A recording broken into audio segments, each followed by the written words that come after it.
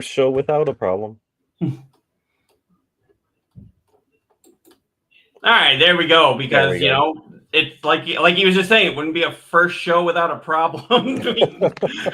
All of our intros are gone. I don't know what happened to them. We're gonna have to look into that.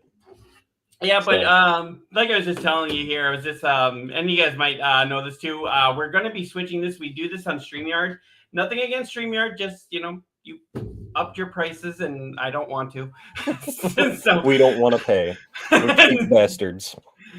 So yeah, we will definitely be getting probably going to Restream or something like that. I'm thinking Restream because it seems like everybody I talk to loves it. Yeah. Like I said, I was telling you earlier, I've dabbled with Restream and it seems pretty user friendly. Mm-hmm. So how you been? I've been doing pretty good. We were actually just talking a little before we went live. We actually got some pretty cool gifts from our moms for Christmas. I got a $50 gift card to PlayStation, and I just purchased Silent Hill 2, the remake. Nice. So I'll be playing that. Get that. Yep, I'll be playing that. Doki Doki Literature Club is what I'm doing right now. I was just gonna say, how's that treating you? So I just got to the part where you think the game is over. Where it says, Finn, and then it's like it comes into that main screen, and then it's like got all these weird things. And I was like, I clicked on it, and then it like brought me into the game again with the character that I lost, and it's like, yeah, and then it was like, wait, what?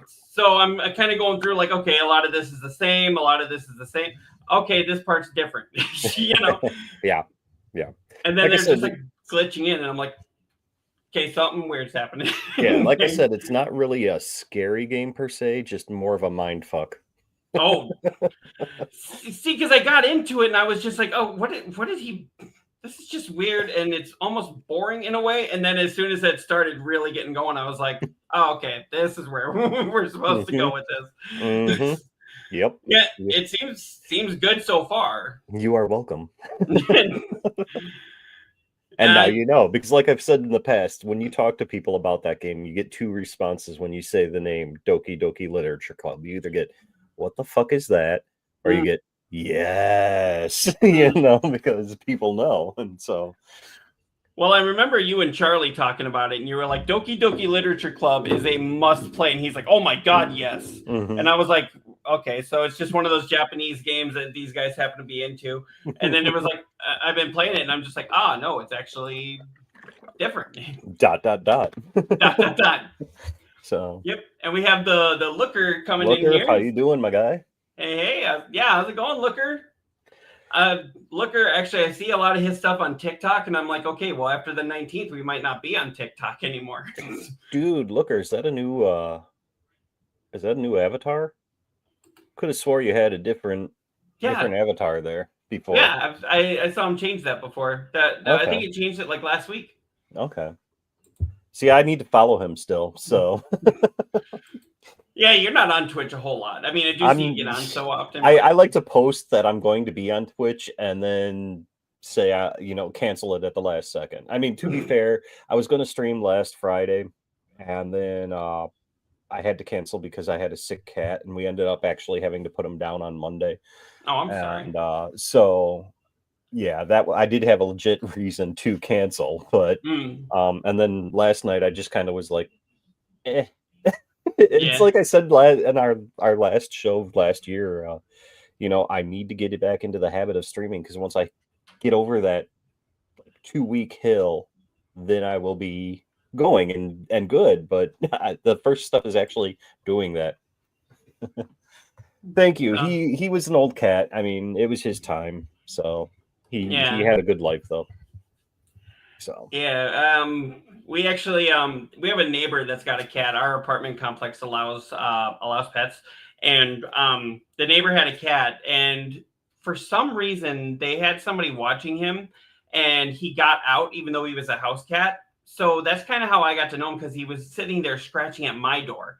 It was, it was like 98 degrees outside. This cat got outside. That's a house cat, and I'm like, the cat's gonna just sit here and fry. Yeah. So I brought him over there, and I brought him some water and everything. And the guy was just like, oh, well, I hate cats. I was like, well, here's your cat. All right. So, the cat that you so much hate. Yeah. So, but I got to know the cat because he kept kind of getting outside and kind of scratching at my window. So I'd come out, I'd pet him. Sometimes I'd bring him in if it was hot, and then once they got home, I'd take him over.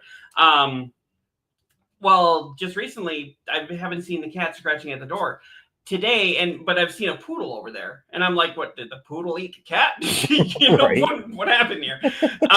Then just today when I went outside, we went and did some grocery shopping, and when we got back, my neighbor across the way had his dog out, went and talked to him, and while we were out, the neighbor over here brought their poodle out. Got to meet the poodle, and then I was like, by the way, what happened to that cat? He's probably like, oh, fuck that cat. Well, they said, well, we were always more of a dog person anyway, and we knew somebody that wanted him. So as soon as we got the dog, we gave away the cat. And I'm like, okay.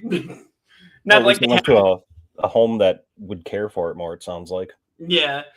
It was not like we had to, like they had to ask me or anything, but I was like, I was kind of getting used to that cat coming over. And I kind of miss him. And then they were like, oh, now we got Cooper. And I was like, Cooper's this huge poodle. I'm like, yeah, but Cooper's cute, but the cat was just sitting there like this. I'm going to miss that. I like that episode of that 70s show when Red backs over the cat. And then he's kind of like, we had our own thing. He'd come over. I'd spray him with the hose. He'd run away. He'd come back over. I'd spray him again. And then he's like, I'm going to miss that cat. I missed that show. Yeah. Did you see when they brought it back as that 90s show on Netflix? Nope. The previews alone was enough to put me off of it. So. See, when you do a revival of a show, it's like you're gonna get a hit or miss. Yeah. When they did Fuller House, I was like, okay, well, the first show was nothing but a bunch of cutesy and bad acting. So it's like, of course, the revival was going to be just like that. But 100 times worse, yes. Right. So. Well, I think it's worse now because we grew up with the show, so that's in our nostalgic part of our brain, and now we're watching this probably in the way that our parents were watching the regular Full House, going, "What the fuck is this?" Yep. Pretty much. And then it was like, oh, then they don't bring back the Olsen twins. I was like, well, then it's not Full House, is it, without Michelle? But speaking of nostalgic things, let's segue into this. Tonight is the anniversary of the death of Large Marge. Yeah. Yeah, I'd heard about that. Actually, I do have that. Worst accident I've ever seen.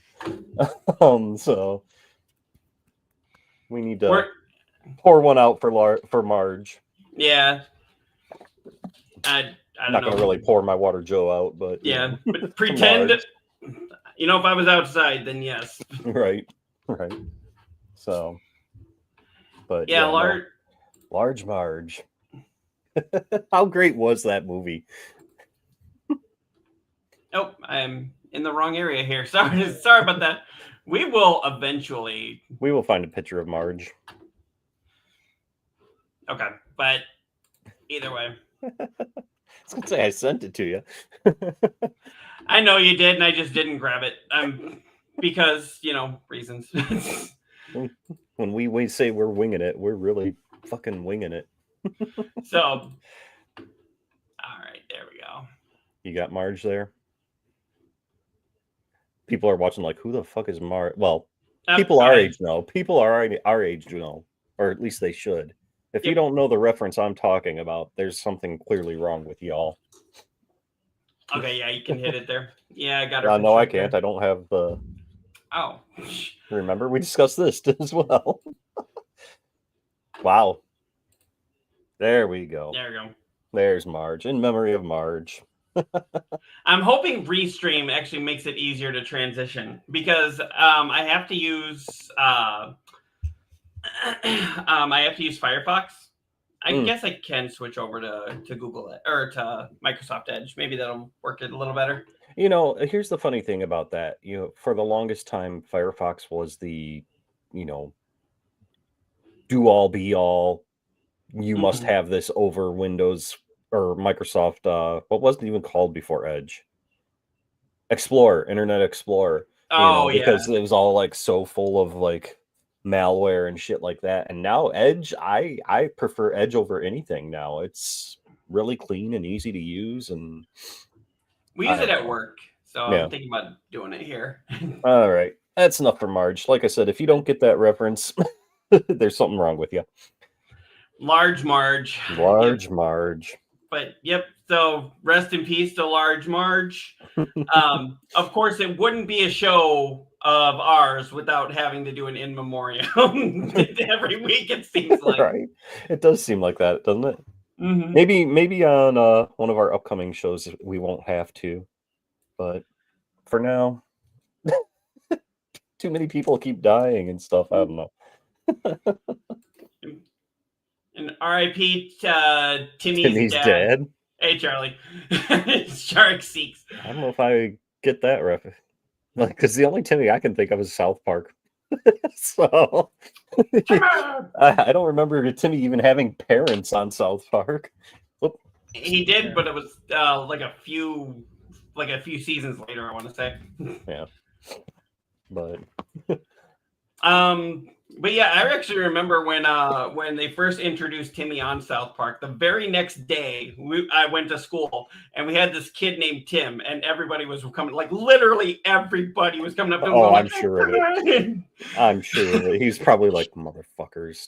He was like, for the first like half of the day, he was thinking it was so funny and haha. By the end of the day, he was so pissed. Yeah. Yeah. Oh. I get that. I get that. I had a friend named Annie, and one day I asked her if she was okay, and I just went, Annie, are you okay? And she's like, that's not funny. And I was like, no, I literally am asking, are you okay? Are you okay, Annie? You're like, I'll just shut up now. Before I put that foot any further down my throat. Oh man, that's awesome. You know, actually, while we were out today, I had the alternative rock station on, and they actually played Alien Ant Farm's Smooth Criminal. That's awesome. And I was like, okay, yeah, that's like their one-hit wonder. And I'm like, it's not even their hit. It's a cover of Michael Jackson. I was reading an interview with the lead singer once, and they were talking to him about his stupid haircut that he had. You remember? Because he had like the triangle like right there or whatever. Yeah. And he was like, I don't know what I was thinking with that. He's like, I thought it looked funny and cool and all that. And he's like, and I didn't realize how stupid it was until I saw somebody else with the same haircut. Mm-hmm. And he's like, and then I was just like, is that what I fucking look like? and I'm like, you mean you haven't watched your own videos or anything like that? But I mean, I guess you have your own blinders on when it comes to looking at yourself versus looking at somebody else like imitating you or something. But it's just everybody was like, yeah, that's what you look like, guy. My wife actually saw the video for Smooth Criminal, the Alien Ant Farm version, for the first time. And she was like, so this is like a divorced dad rock band. And I was like, yes, that's exactly what pretty much. I mean, I think they had one other hit called Movies. I vaguely remember that one being played. Mm-hmm. And I mean, it wasn't anything, it was catchy, but it wasn't anything to write home about. And I actually have a funny story. I met them once and didn't even realize it at the time until after they walked away. Mm-hmm. Because a while ago, we're talking like 20 years ago, my buddy was in a band, and we'll get to about him in a minute, but his record label would give me free tickets and backstage passes to Warped Tour, and in return I would work their booth for like half the day. And then the other half of the day, I could walk around, go see any bands I wanted, to walk around backstage, hang out with like I was like a little girl in school, like, oh my God, there's Sum 41, and like, oh my God, there's but the neat thing was totally fangirling, huh? Oh, totally. And the neat thing was those bands, what they would do is they would, they're sponsoring the tour, they would pay for the food, but then at each stop they would pick one band that would have to cook the food and serve it to all the other bands. So I can actually say that Jerry Only from the Misfits gave me a cheeseburger. Oh. And which was hilarious in and of itself. But then when I was standing in line for said cheeseburger, a couple of guys came up behind me and they were just like, oh, we were just looking to see what the food was and and I'm like, yeah, it looks like it's burgers today. And they're like, oh, well, we're all vegetarians, so we're going to take off. And I'm like, okay, cool, not even thinking. And they walk off and I'm like, was that fucking Alien Ant Farm? Yeah, it was. So That something kind of similar happened to me. Actually, I was at the Milwaukee Tech Convention a couple of years ago, and I know I've mentioned this on Goes Nowhere Does Nothing, but so when I was there, I actually met Jennifer Tong from Sugar Gamers, if you've ever heard of them. Yeah, they're based in Chicago, but that's where I had met Keisha Howard, who was the co-creator of it, and then the other co-creator was Jennifer Tong. So I've met both of them just at separate times. Okay. I met her, and then one of the panelists up there was actually Arabian Prince, who was one of the founding members of the NWA. Oh, wow. And he was up there. He was actually a panelist on quite a few of them, and I was at every single one of them. But one of the main ones that he was there, he said that it was actually when he was talking about music in video games and how it's kind of changed from the whole to what it is now with like huge orchestras to orchestras. Yeah. So he was talking about that, and he said one thing a lot of you don't know is I went under some pseudonames, and I can't even tell you what all of them were because I used different ones for each game. But I worked on some of those 8-bit songs that you hear in Mario. I worked on some of them that you hear in Castlevania, and I was like, wow, this guy had a bigger impact on my childhood than I thought. Right. And he said, and I know I'm kind of deviating here, but he actually said the reason that was because until Michael Jackson did that Moonwalker game, like put his name, put his face, put everything into it, a big celebrity in the music industry working on a video game was a career death sentence. It's kind of so taboo that you didn't want to put your name on it. Yeah. Because, I mean, they kind of looked at it as that's below us. We're these high end, and that's below us. We don't work on kid stuff. But now, I mean, Trent Reznor is doing the new, what is that, Interstellar or Intergalactic? Yeah. And Trent Reznor's put his name on like 70 other games. Well, shit, him and Atticus Ross just won a Golden Globe for something. And, yeah, it was. I can't remember what it was, but it was like something you wouldn't think Trent Reznor would do. Right. And I know, like, the Beatles actually had their name, the Beatles Rock Band. Which I've never seen that. Oh my God, that was such a great game. I mean, I love the Rock Band games in general, but the Beatles Rock Band and the Green Day Rock Band were both really, really fun. I wish they would re-release those because I mean, they were on PS3. And I wish for an updated, but I can understand getting the rights for all of that. Plus now with Rock Band pretty much disappearing into Fortnite, and it's I don't foresee any more, but unless some other company decides to come along and do a rhythm game like that. But where I was going with that was when we were there. My friend Kelvin, my wife, and I, we went back after the panel. They were like, "Oh, if you want to meet Arabian Prince, you can." And I was like, every single person in the convention was like surrounding him and a couple others. So I was like, okay, maybe when the line dies down. So I step over and we're like, hey, let's go get a smoothie. We go get a smoothie. We're like, you know what? Let's get a sandwich because they had some vendors around. And literally, while I'm standing there, I just finished my sandwich, and I look off to the side, and Arabian Prince is standing just like within about 30 feet of me. And I was like, oh my God. And then not only that, but he looks over, and then he starts walking towards me. And I was like, oh, there's no way he's coming up here. Like, he's got to be walking by. And you're like, play it cool, play it cool. Yeah. I'm like, don't freak out. Don't be in. Don't be awkward. Don't be awkward. Don't be awkward. And then he walks up and he's like, "Hey, how you doing?" And he like puts his hand out to shake my hand. I'm like, "Hi." Like, I'm touching the hand of greatness. Right. What do I do? I was at a Comic-Con in Chicago again many years ago, and for whatever reason, I don't know why, but the way they had it set up, the bathrooms that the public had to use were the same bathrooms that the celebrities had to use. And so it's like you would have the bigger celebrities that had like their entourage of bodyguards and would like go and block off the entire fucking bathroom just for themselves. And so you got a line growing and growing just so this one person can take a piss. But then you have other celebrities that are the lesser known ones that just walk in and out like a casual citizen. And I literally, as I was coming out, I literally ran into who's the dude that played Darth Maul Oh, Ray Parker. Yeah, something like I that. want to say. Let me check that. But yeah. But I literally ran into him, and I mean, first of all, he's short. He is incredibly short, but the dude was built. It was like walking into a wall, and I backed up and I apologized, and he's like, "No worries," and shook my hand, and then walked off. And I'm just like, I just walked out of the bathroom into Darth Maul, you know.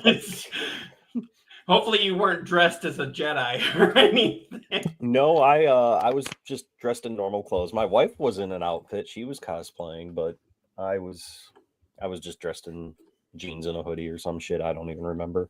Oh, okay. But, no, yeah, I'm looking at it right here. Yeah, that was Ray Park. Yeah. That was it. Like I said, it was just surreal to be walking out of a public restroom and right into Darth Maul himself. That's pretty awesome. I mean, there was actually another time too where I didn't realize who I had met. I was at a concert in Rockford, Illinois, actually, and it was part of their On the Waterfront when they still did that. If you remember that. Oh yeah. So they had the it wasn't the Rock of Allegiance tour. Actually, maybe it was. It was the Rock of Allegiance tour where it was like Crossfade, POD, Puddle of Mud, Papa Roach, Buckcherry. All bands that you can now put on Where Are They Now? Yeah, exactly. And while I was there, I just went to go get a drink real quick. I come back and we're just sitting there, we're drinking, we're having a good time. We're actually in the standing section because I didn't want to pay the extra money to get a whole lot closer. So we're like, you know what? It's $14. And trust me, these bands are worth $14. You know? Right. They're worth a lot more. So we're standing there, we're watching it. All of a sudden, my friend's standing off to the side of me. He's like, "Hey!" And we're like, "What?" And then he goes over and he's like, "Hey, how do you?" We're like, "Who's he talking to?" And like, I don't know, maybe friends of him. It turns out we just were standing within 10 feet of the lead singer and the lead guitarist of Crossfade. And we had no idea who they were. That's awesome. That's awesome. I have a couple of Rockford stories as well. On my 16th birthday, do you remember Media Play? Yes. That was such a great store. That was what Best Buy used to be. But anyway, Weird Al was doing a signing for Bad Hair Day at Media Play, and then that night he was doing a show at the Rockford Metro. And it was my 16th birthday, so I'm like, I gotta go and get his autograph and da da da da. So I went and I stood in line, and as I'm standing in line, two weird things happened. First, there were two guys that were walking around the store just looking at CDs and stuff, wearing like lucha libre wrestling masks. And we all thought at the time, oh, you know, it was probably like security just trying to keep the crowd calm and, you know, maintain order with a distraction or whatever. Came to find out later on that it was actually ICP before they were big. So yeah, so there's that. Then while we're standing in line still waiting for Al, in walks fucking Rick Nielsen from Cheap Trick and his kid, and they just walk up to the front of the line, and he's like, Al, and Al like looks over and he's like, Rick, and stands up and gives him a hug and everything. And I'm like, how fucking surreal is this that I'm standing here and Weird Al is here and Rick Nielsen is here, and just, yeah, it was so bizarre. And then on a not so positive story, I was at one of the on the waterfronts because my friend's band was playing, and Less Than Jake was there as well.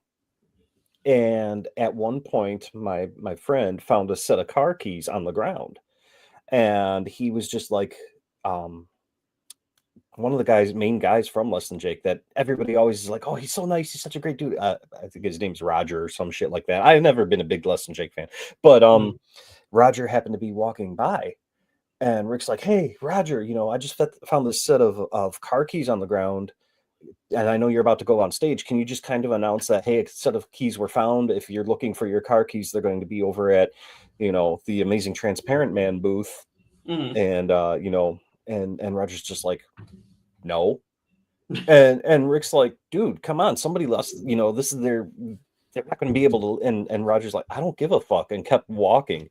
And I'm just like, that's the guy that everybody says is real nice. You know, like, it just, so I don't know if they ever even announced it. I don't think they ever even announced it or anything, but well, so, maybe he is real nice and was having a bad day, but that's maybe, but it definitely left, you know, more of an opinion for me on the band, because like I said, I wasn't a fan to begin with, and that just was like my first interaction with them was him saying, I don't care that this person's not getting home, you know. It's like, oh, okay. Yeah, I also had a Robin Zander story. I was actually working at a gas station in Rockford, the one that was off of Bell School by the Burger King there. Yes. Yeah, that was back when it was Road Ranger. It's something else now. I think it's Amoco now. But I was working there, and I was out there. I had to change the sign because they still have it where you have to get that huge pole and change. You know, right. So I was out there. I changed the sign, and while I was out there, I got the garbage. And who do I see pull up? Is Rick Nielsen. You know, I see him pulling up, and I'm just like, "Hey, how's it going?" And he's like, "Oh, hey, you know," like he's probably just like, "Oh, great, I can't go to the gas station." Yeah. And I was gonna ask him for his autograph, but I was like, "Oh, they actually have it in our employee contract that we couldn't ask for autographs if we saw celebrities." Yeah. And I was like, "Do I break this rule or not?" You know, I mean, from what I've heard, both Rick and Robin are, you know, down to earth people, and they seem like it. They, you know, they make Rockford, like, everybody knows that they're from Rockford, and you know, it's like they go around and, yeah, this is my town. I'm gonna go shopping here at this mall, you know, if I want to. And so you think rock gods could have somebody go shopping for them, but they're like, no, I'm going to JCPenney. Yeah, and you know what's weird is I had heard a couple of times. I wish I would have seen it when I lived out that way. And the Hot Topic in Cherryvale Mall there, I guess Doyle from the Misfits would shop there a lot, him and his girlfriend. And I'm just like, why is it always on a day that I'm not here? You know, like, right. But just the luck of the draw. Yeah, I actually got to somewhat hear the Plain White Tees before they became big. Yeah. Continue. Well, it was they were from the not Naperville. They were from the surrounding Illinois area. Yeah, the surrounding area. And I happened to go into a bar just one day that was near Lombard, Illinois. And I literally walked in there and I saw a thing saying, you know, band for, you know, tonight's band, Plain White Tees. And I was like, what kind of name is that? Plain White Tees. Whitey? What? Okay. And then I heard them in the back, and I actually had to talk to, it was a delivery I was doing. And I talked to the people and just got in there. I just heard them a little bit, looked over, I saw them playing. Didn't think anything of it. And then about a year later, I hear, here's the Plain White Tees. Hey there, Delilah. What's it like in New York City? And I was like, so that's the band I saw. So here's the thing about Plain White Tees. And this is a perfect thing that we can talk about on our show coming up in 2 weeks. Here's a nice little plug for that show, our music episode. So Rick from Amazing Transparent Man, who's going to be joining us on that show, the Amazing Transparent Man was from the same area. They were from DeKalb, Illinois. And I've seen Plain White Tees probably at least 20 times because they were always traveling in the same circles and playing the same shows. And like, I've seen them at the Metro. I've seen them in DeKalb at the center, you know. And I gotta say, unless they've changed as they've grown up, Plain White Tees sucked live so fucking bad. and so when I heard them on the radio and stuff, I'm just like, wow, really? Just what? And now I have a love-hate relationship because I was at work one day and I heard a song on the radio. I'm like, this song is pretty fucking catchy. Who is it? And I Shazammed it, and it was Plain White Tees, and I'm like, fuck me. This is, you know. But so like I've seen them countless times live, and because, like I said, they played with ATM all the time, and another band that this band, at least I can see why they blew up. That ATM played with a numerous times was because again they were from the Chicagoland area, Alkaline Trio, and they at least were good. So, but yeah, and it's funny because okay, so when Amazing Transparent Man first started out, their biggest thing was they wore pink shorts and white tank tops on stage. And Rick was telling me one time that when they were doing a show with a trio, like because ATM was like the opening act, and they got off stage, and he's like, "Yeah, I asked Dan and them if they wanted to borrow our shorts," and Dan's kind of like, "No," So, but yeah, but yeah, I'm sure Rick will have some stories for us on our show in 2 weeks. Can't wait to tell him the stories we just told in case he's not watching. Yeah. The only other real big celebrity story I had was actually I was working at a different gas station in Rockton, Illinois, where Danica Patrick was from. And while I was doing an overnight there, and while I was there, totally dead, almost the whole night. I think I had like 10 customers the whole night. So I had trouble just staying awake. And who do I see come up? But Danica Patrick is pulling up in her regular car. Oh, jeez. Getting gas. And I'm so bored. I'm just like, okay, you know what? I'm going to chance it. So I get on the loudspeaker. I was like, hey, you want to come in and chat and have a coffee? And she's like, no, thanks. And I'm like, okay, well, I just made it awkward. No, but I mean, she was really nice and everything. So, I mean, at least in the interaction that I had with her, she was really nice, and she's got a reputation for being pretty nice. But that was actually, went home that night, and or that morning, I should say. Rachel's just getting up and getting ready for work, and I was like, I met Danica Patrick. And she's like, well, you're in Rockton, so the chances are pretty good. Yeah. You're like, thanks for raining on that parade. Yeah. But it's like I probably shouldn't have woke her up to tell her. Yeah. I know at the Target that I used to work at in DeKalb there was one day where I missed Cindy Crawford by like 10 minutes because she was from DeKalb. And then I've always had a miss them by story. Like up here at one of the Quick Trips, I missed Charlie Barron's by like 10 minutes. Oh wow. Yeah, so yeah, my dad is a not delivery driver. I'm sorry, a limo driver out in DeKalb or Sycamore, Illinois, and apparently he actually drove Cindy Crawford's mom from DeKalb to the O'Hare Airport. Oh, okay. And she was very nice. He said she talked to him and everything, but part of the drive, she was on the phone, and she said, "Oh, hey, Cindy." So he knows that she was on the phone with Cindy Crawford. Nice. There's a couple of big celebrities from the DeKalb area. I know that the guy that played Lionel Dahmer in Monster Dahmer, the Jeffrey Dahmer story, he's from DeKalb. And he was also in There's Something About Mary. He was the therapist at the very beginning who like just kind of sneaks in, shuts the door, and then like he's eating, and it's like rest stops are homosexual hangouts. That's back when gay jokes were fine. Right. Yeah, I know he was in that. He was in Step Brothers. He was the dad in Step Brothers. Okay. John C. Reilly's father. Yeah. Yeah, he does a lot of those kinds of things, but apparently he's a pretty down-to-earth guy. And I'm like, well, then why is he in all of these comedies where he's just like, I'm like, well, that's probably him getting out his aggression or anger. Right. All that Midwest nice going out the window.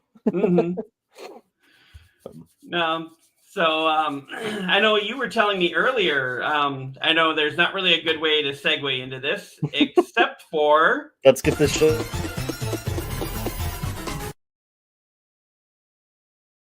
Sorry, didn't realize you were going to say something there. Oh, yeah, I was saying, let's get this show started. A half hour into it. It really is garbage in, garbage out. But yeah, you were saying that you were getting kind of annoyed about people just kind of pissing and moaning about needing to have a PlayStation login for playing something like The Last of Us Remastered. Yeah. Okay, so I mean, I get the one aspect that I do get for their argument is that because of the fact that PSN isn't available in like what 100 countries or something like that. Yeah. That those people now can't play the game. I have two thoughts on that. One, I think Sony would realize enough the fact that yes, that those games are not available and in those countries, and they did the marketing research and the financial research, and they will be just fine money wise without selling the games in those countries. And then two, not to be an asshole, but those countries probably aren't financially better off than the countries that PSN is available in, Right. And so it's like there's a reason why PSN isn't available there in the first place. But for the argument being like, oh, well, it's a single player game. Why do I need this PSN login? It's like I was saying to you. I want to play Minecraft on PlayStation. I need an Xbox login. I want to play Diablo on PlayStation. I need a Blizzard login. I want to play Valorant on my Game Pass. I need to create another account for their game company and download an installer for that company. I can't just use Game Pass's installer. I want to use Game Pass on PC. I need a Microsoft account for that. And I do get like, okay, Game Pass gives you a ton of games. I get that. I understand that. But, I'm pretty sure Game Pass is also still what you need for Xbox to play online. It's not like Sony is forcing you to join PSN Plus. Right. And if they were, you would be getting more games with it anyway, just like the Game Pass. So to sit there and piss and moan, oh, I got to have an account. I honestly think the only reason why they're doing that is for their trophy system. Because I was looking at one of my friend's trophies lists last night. I was comparing his and mine. And for like Final Fantasy Rebirth, it says PS5/PC. So you're basically logging in to get those trophies, is my whole thing. And so I gamers are the most whiniest bunch of people on the planet. And I mean, I am a gamer and there are things that I whine about. I will freely admit that. But Jesus Christ, pick your fucking battles. The time you spent writing a 14-page hate complaint because you have to sign in to this extra account, you would have already been signed in and playing. It's like, just save your breath to cool your porridge and fucking create the account and use a throwaway email address, use a fake name. Hell, I have a PSN account for the UK. I live at Buckingham Palace. Did you know that?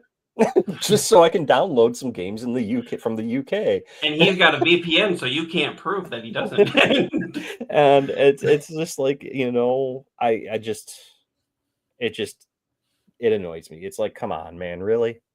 Yeah, you have to create an account. So did I for Minecraft, so my kids could play it. So do I for Blizzard. So do I for Valorant. So do I for Game Pass. So, it's just just basically get over it and move on. Yeah.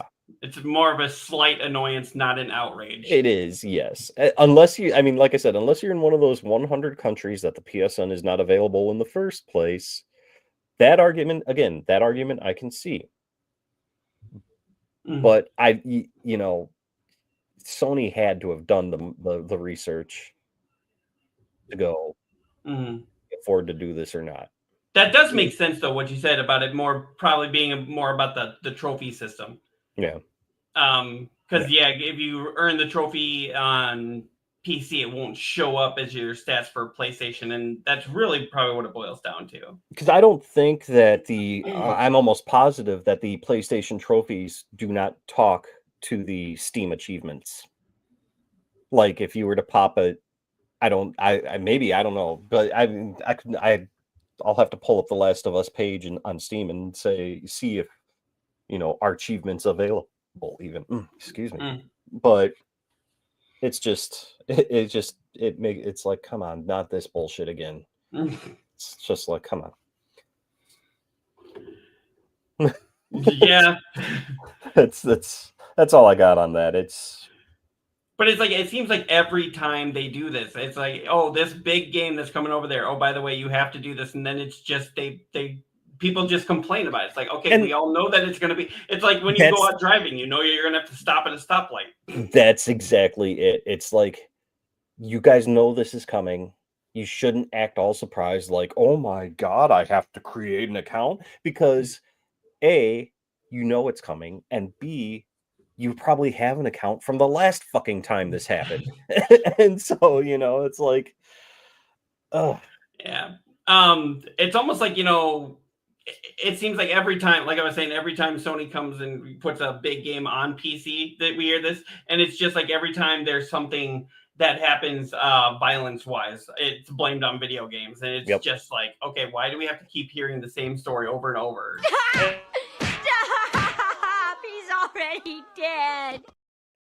And it's like Game Pass on PC. Say I don't have an Xbox. I mean, I do. So I obviously have an Xbox account.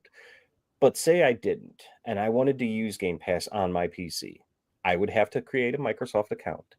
And it's not like it's because I play multiplayer games. Because if you think about it, how many times have you seen, okay, Indiana Jones is coming out. Great, I've got Game Pass. I don't have to spend money on it. Starfield is coming out. Great, I've got Game Pass. These are all single player games that you have to have a fucking Xbox account for. Mm-hmm. It's like, what's the next one that Avowed is going to be coming out in February. Great, I got Game Pass. Make it make sense. It's all single player games that you have to have an Xbox account for. Even if you didn't have an Xbox, you were just using the Game Pass on your PC. And you had to have an Xbox account to use Game Pass. Exactly. So I'm just like, I get it, the whole console wars thing, which is stupid in and of itself. And yes, I used to participate in it when I was 12. Yeah. But I'm 44 now. It's like, a video game's a video game. Let me just fucking play it. I remember being in 8th grade and people arguing, oh, what's better, the PlayStation or the Nintendo 64? This was before Xbox, and it's like, how are we still having the same argument? Just shut up and play. And we have cross-play now, so we don't even have to worry about, oh, what system do our friends have? It's like, console wars are dead. Yeah.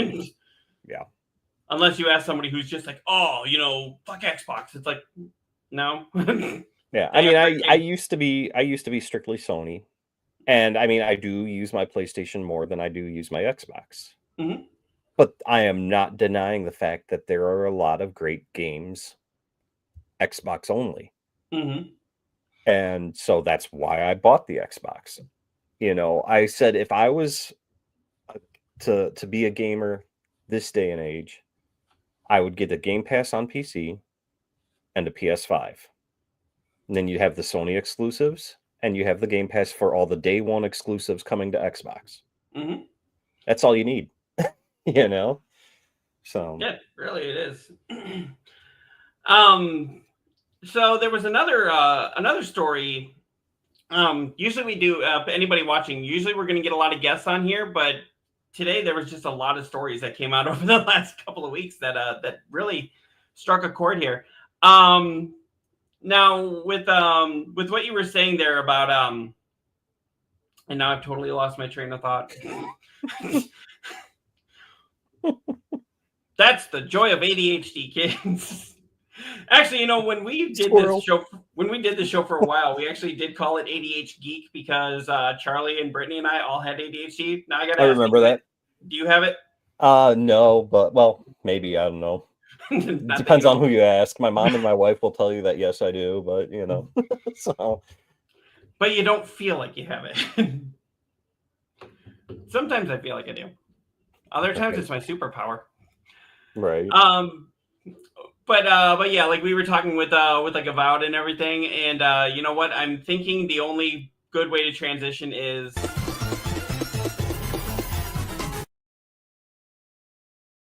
That's like that way. Like the one thing that you found, isn't it? Like, because you lost all of our intros and everything. That's like the one thing, and that and the Simpsons thing. I gotta say, Charlie actually created that, the segue. That's awesome. He spelled it Segway to begin with, and then when I looked it up, I was like, that's that little thing you ride on. This is the proper way to spell it. So he made this one.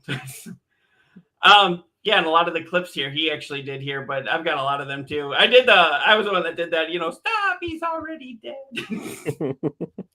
Yeah. I know you like using the boo this man on me. Well, you usually say like, oh, you can disagree, and that's when I do that to joke with you. My hot takes that nobody asked for. Yeah, I do like using that one. It's funny, I'm sorry. Boo this man!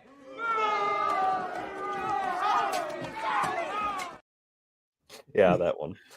The one Charlie always liked to use on me was this one. This guy sucks. I don't know if you remember him doing that. Yeah. Yeah, they're making a second one of those, in its prime. Yeah. Apparently Eminem has a cameo in it. Really? Mm-hmm. I don't think he's taking over for the Bob Barker cameo, but they said he does have a cameo. I saw that what's one of the new Marvel movies that's coming out that's being filmed right now or something. Seth Rollins was supposed to be in it, and he announced the other day that they basically cut everything of his out. Oh, was that the fan? And he doesn't know why. That wasn't Fantastic Four, was it? I don't know. I don't think it was that, but because I know that they're doing work on Secret Wars, and I know that they've been working on Blade, but apparently that's in development hell. I'm like, unless you got Wesley Snipes coming in, it can stay in development hell. Yeah, I know Wesley Snipes actually has said that the reason he came back was because Ryan Reynolds asked him to come back, and now apparently his cameo did so well in Deadpool and Wolverine that Marvel is actually considering bringing him back, and they actually have him helping work on the script. Gotcha. No, Seth Rollins, I just looked it up. He was supposed to be in the new Captain America. That New World. That comes out next month, I think. And they cut his entire part.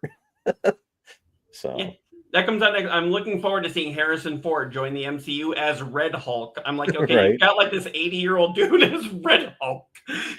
It works, but seriously, gonna need a lot of CGI. Trust me, that's not him going. Right. He probably delivers his lines and then goes like, "Oh, I'm going back to my trailer." Right. Call me when you need me. Yeah. Okay, but yeah. So speaking of Deadpool and Wolverine, though, did you hear? I know you and I were talking about this a little bit before the show. You were saying you don't know much about that, but Justin Baldoni, who is the actor and director of This Is Us, or I'm sorry, It Ends With Us, which starred Blake Lively, which, as most people know, is Ryan Reynolds' wife. So, long story short, they're suing each other, Blake Lively and Justin Baldoni, because apparently she did a lot of things that he thought were illegal, and then apparently he harassed her on set, and their rich people problems are getting in the way here. So, but they're saying that that's what it basically amounts to. But they're saying that Nice Pool was a parody of Justin Baldoni, because people see him now and he's got short hair, but apparently he used to have the man bun going on. He used to have the hair going like that, and he was known as a nice guy in Hollywood. And apparently this was because It Ends With Us and Deadpool and Wolverine were filming roughly around the same time. So she was contacting Ryan, telling him what was going on in her set. Right. And so he wrote this character in. That's what they're alleging anyway. Well, like I said earlier to you, I have no clue who he is. I didn't until this whole thing. Yeah, and I mean, I've heard bits and pieces, like I've seen headlines when I first open MSN and just glance at that because again, like you said, rich people problems. And and you know, I just I have no clue who he is. So to say that, yeah, this character is based on him, I'm just gonna have to go, okay, if you say so. You know, like I sure, you know, he was funny, and you know, the character was funny in the movie.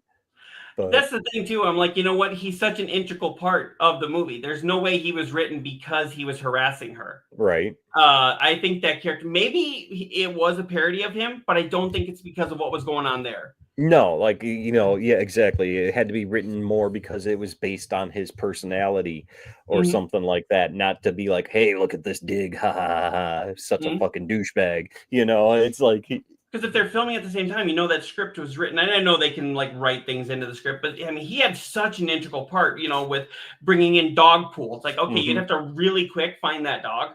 And then at the very end where like, spoiler alert, but where Deadpool, the real Deadpool hugs him and like uses him as a bullet sponge. Yeah.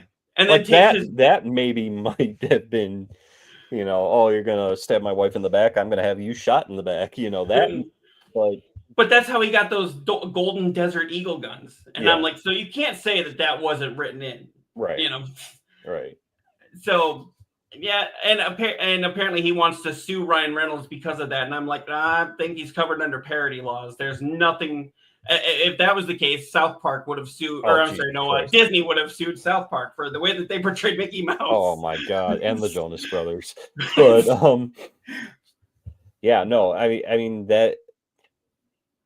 I mean, they didn't specifically say his name, so he can't sue for slander, you know, and yeah. It wasn't even close. It was Nice Pool. That doesn't even rhyme with Justin Baldoni. Yeah. I mean, if anybody was to ever have a leg on being sued, it would have to have been Weird Al.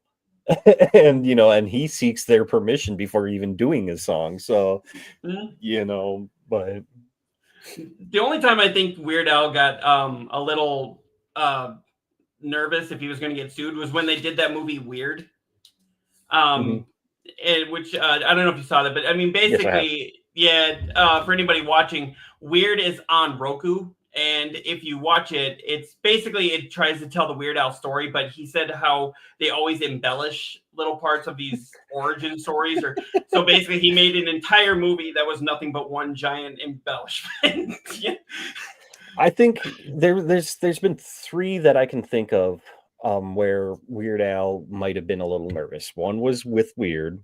One would have been that whole Coolio Bad Hair Day thing. Because I guess Coolio was pissed after Amish Paradise came out, and eventually and then, he became cool with it. But yeah, and then the whole I don't know if you're familiar about the whole issue with the Born This Way from Lady Gaga parody. Yeah. Oh, and the James Blunt You're Pitiful parody. I guess Blunt's lawyers didn't like that one, and Blunt was like, "What the fuck are you talking about? This is fantastic." Just like Lady Gaga too, like, you know. And it was her. It was her PR. Her team lawyers, or something. yeah. They told Al not to make a video, and then she said, "Al, make a video," but at that time it was too late, so he did like some sort of virtual thing on YouTube. Yeah. And he's like, "Okay, apparently she's fine with it now," and it's like, no, she was always fine with it. It was her lawyers that. The only other issue I know that he had was Eminem. He did Couch Potato as a parody of Lose Yourself. And Eminem told him not to make a video because it was he was afraid it would ruin the artistic integrity of the song. But it which was Al is like, well, okay. How? You know? How? He's like, I mean, Al's like, I'll respect your wishes, no problem. Which is why there was never a Prince parody, because Al has contacted Prince and his people many times, I guess, and Prince is always, Al said Prince was always one of the few artists that had told me no. I guess they were at the Grammys and they were seated pretty close to each other, and his Prince's team told Al not to make eye contact with Prince. Yeah, I believe it. Because he got tired of being asked about parodies. I believe it. But that annoys me. It's like, I like Prince, I like his music, and he seems like he was a musical genius, but he also seems like he was very much up his own asshole too with his ego. Totally. He calls himself fucking Prince. I mean, come on. Then the symbol for a while, like, really, dude. But I think that's partially why people respect Eminem so much, because he's like, I'm a rapper, and they're like, you're the greatest rapper alive, and he's like, really? He doesn't view himself as the greatest rapper alive. He's like KRS-One, Rakim, Dr. Dre, Tupac, Biggie, and they're like, no, you, and he's like, well, I thank you for your opinion. That's not how I feel, Right. It's like that almost makes you respect him more. Mm-hmm. Yeah. But yeah, I know. With Weird, he said that it wasn't until after they did the movie that he thought Madonna might sue him because of the whole where they kind of put him as a romantic relationship, and then they made her like an evil drug lord or whatever. Yes. And he said he didn't even think about it until after the movie was out, and then he's like, "Oh God, I hope she doesn't get upset about this." I'm sure she did not.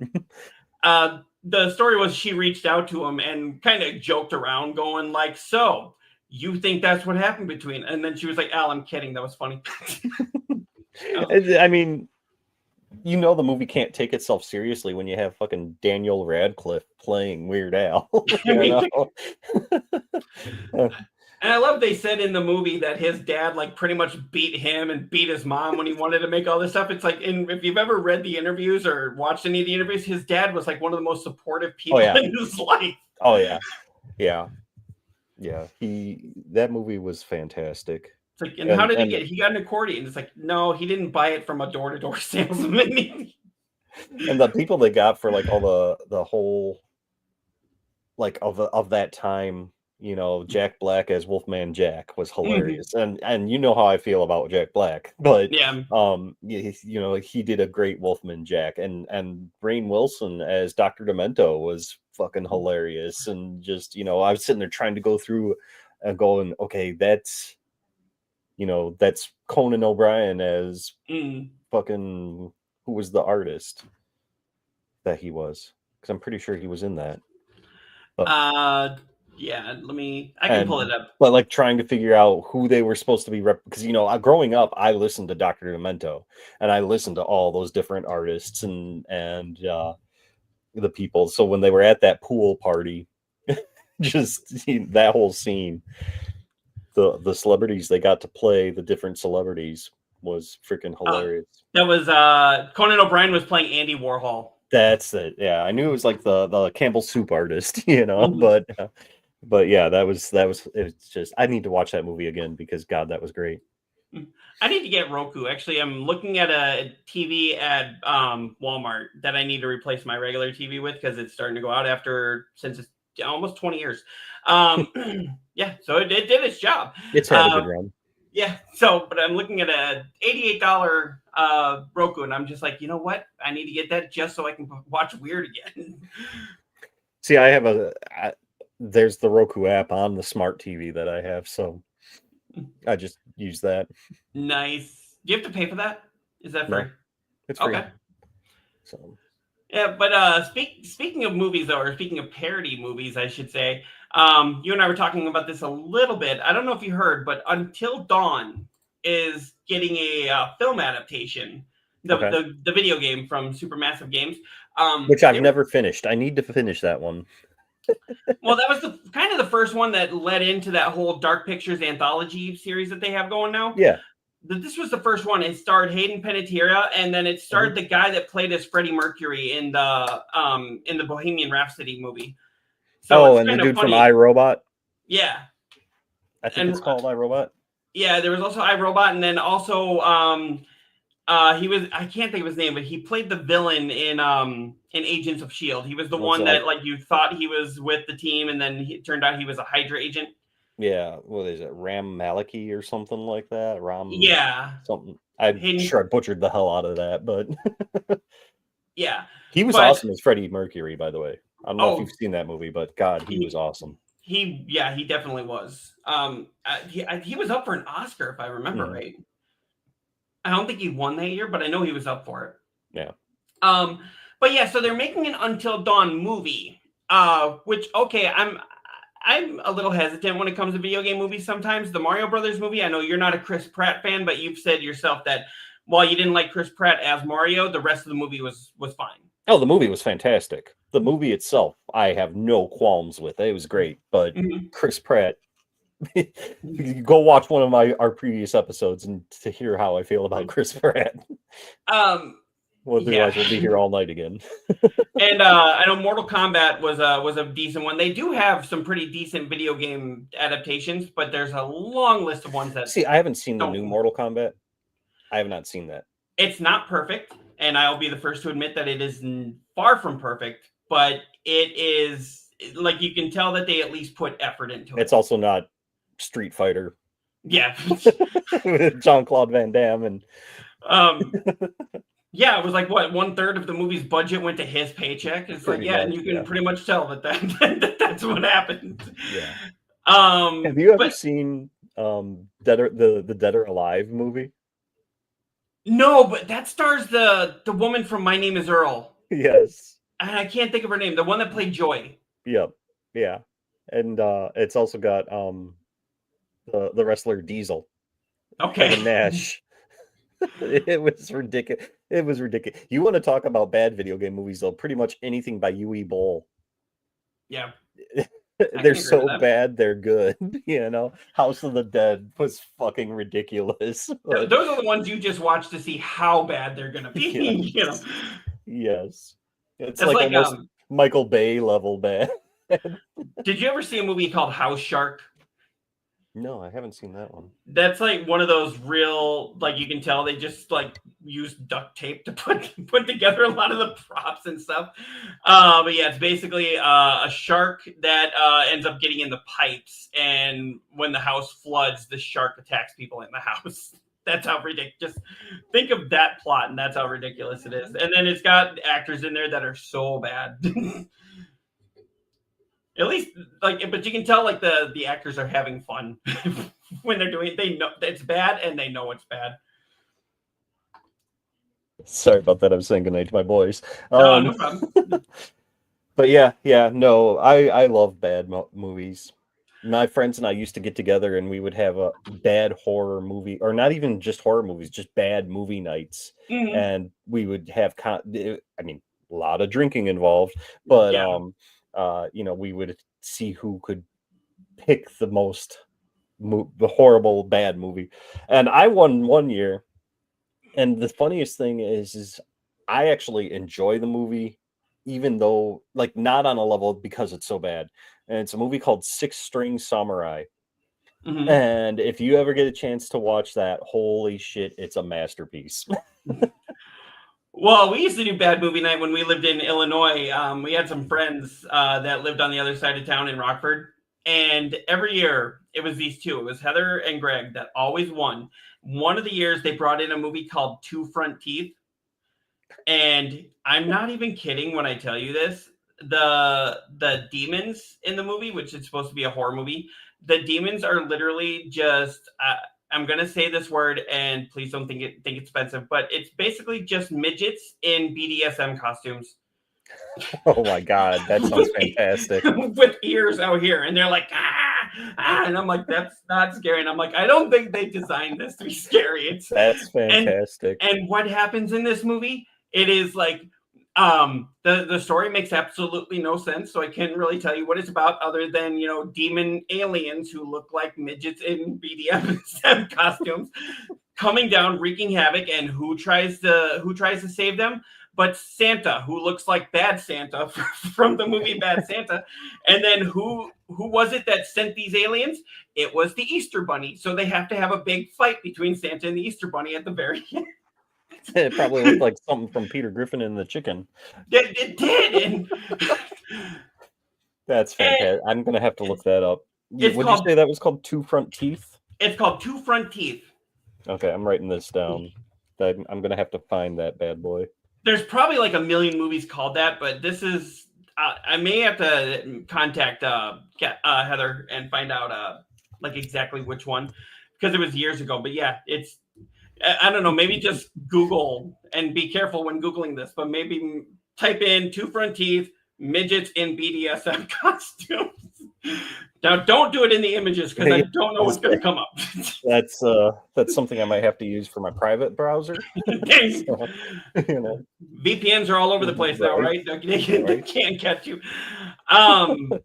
So there was that one, and then there was another one, and I don't know how they got this, but it was another one that was Godzilla, actually. Godzilla versus Mothra, the original Japanese version, the original movie, but it's dubbed super horribly wrong, and the words are completely wrong. Basically, they're like, so basically they're like, we've got this thing coming out of the ocean here. I'm not sure what caused it, but man, it looks hungry. It's like then Mothra comes out and they're like, then now we got a giant skeeter. All right.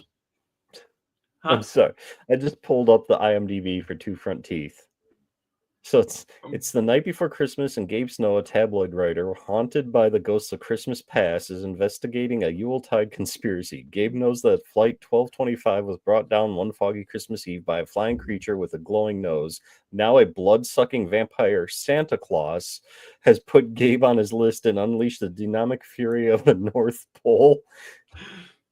An army of zombie elves who have no interest in toys or pointy hats or dentistry are about to turn Gabe's white Christmas blood red. Yes, that's it. That's it. That is it. Jesus.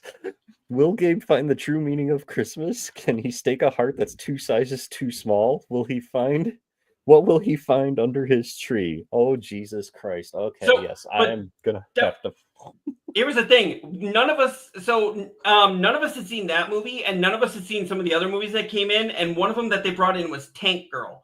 And we were all like, okay, we've heard of this. Don't be talking bad about Tank Girl, because that movie fucking rules. Right, but we were like, okay, we know that that's one of those that's, bad on purpose, kind of bad, but it's good, and we were like, so let's hold off on that. Let's watch Two Front Teeth first. And the guy was like, are you sure? And we're like, yeah. So we watched that, and then Tank Girl looked like an Oscar winner in comparison. I believe it. Oh, yeah. Another Tank one Girl that is awesome, though. I will say, Tank Girl, yes, I love the movie. Another one that is so bad it's good that I loved was The Room. I don't know, with Tommy Wiseau, they made the Disaster Artist movie with James Franco that was about making The Room. Oh, okay, yeah, okay. And oh my God, that's the one where the great memes, oh hi Mark, and all of those come from. I don't know if you've ever seen that. I remember the first time I saw that actually was Adult Swim on April 1st. At midnight, when it flipped over to April Fool's Day, they started that movie, and that was just all they played the entire night. Okay. Was The Room over and over and over again, and it's something. Now, I know of it. I haven't seen it, but I do know of it. And it's definitely a cult classic now. I can see why it's got such a huge cult classic following. But I mean, wow, yeah. Make sure you have a couple of drinks with that one when you watch it. So make sure that this isn't exactly water. Right. So, exactly. Yeah. But yeah, what I was saying before, though, with Until Dawn, the film adaptation they're saying that it's going to be... Yes. This show never stays on track. And it's only our first episode, and I can say this show never stays on track. Good night, everybody. Oh, yeah, we really should do that. But anyway, Until Dawn. Good night, everybody. I had to pull that up. Took me a minute. But yeah, Until Dawn, they're saying that Until Dawn they're doing a film adaptation of the game, which, like I was saying, game adaptations, movie adaptations of games can be good. It can also suck. We know that. We've established that, yes. Yep. But the film adaptation is featuring a new story and a new cast of characters. And at that point, I'm like, well, then it's not an adaptation, is it? It's more. Why would you even call it Until Dawn then? Or is it like Until Dawn, like the beginnings or something like that? Yeah. If it's set in the same universe or, set in the world of, mm-hmm. I can even see that, or inspired by the video game. I can see that, but don't give me a whole new cast of characters and a whole new story, and then tell me it's an adaptation. Like, no, it's not. That's funny.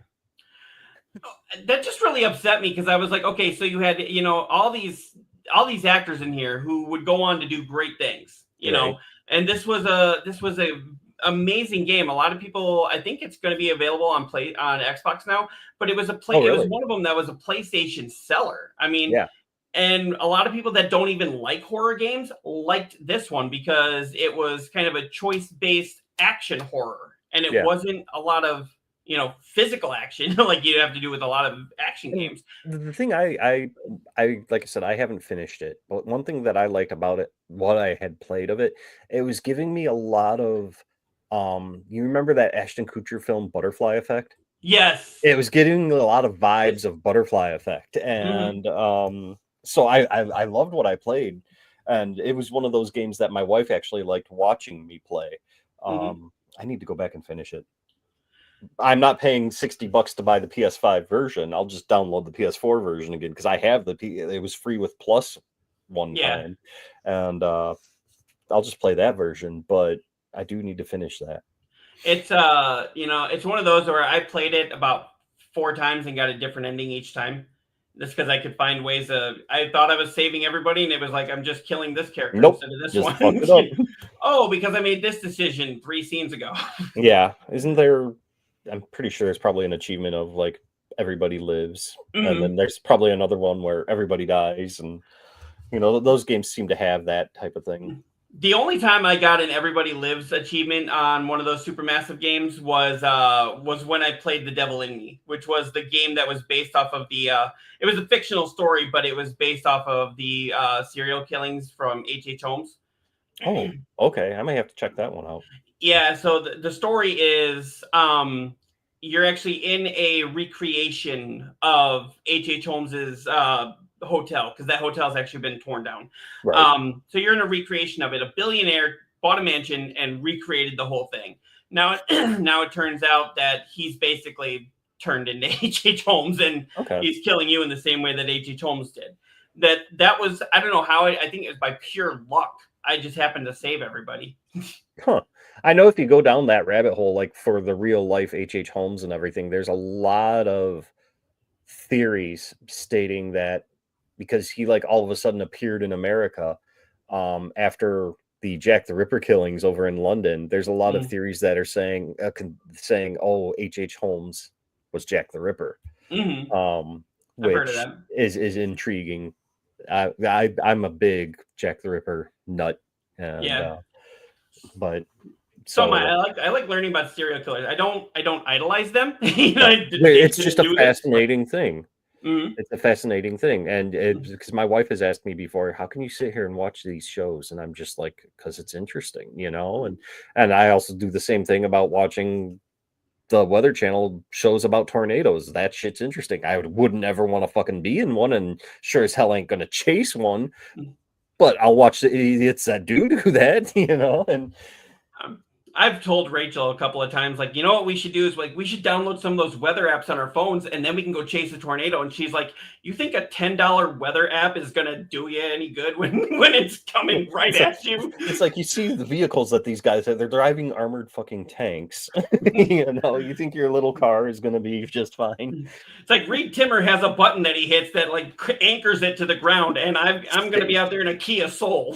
And speaking of Reed, I actually missed him by 10 minutes one day at one of the gas stations I was working at up here, because they came through Wisconsin on their way to Illinois, and then like he caught some great tornado footage that day later down in Illinois. Like he had posted it on his Facebook and stuff, but I guess the TIV was like in our parking lot and everything, and nobody of course knew who he was, and I would have been like, Wait, was it the TIV or was it the Dominator?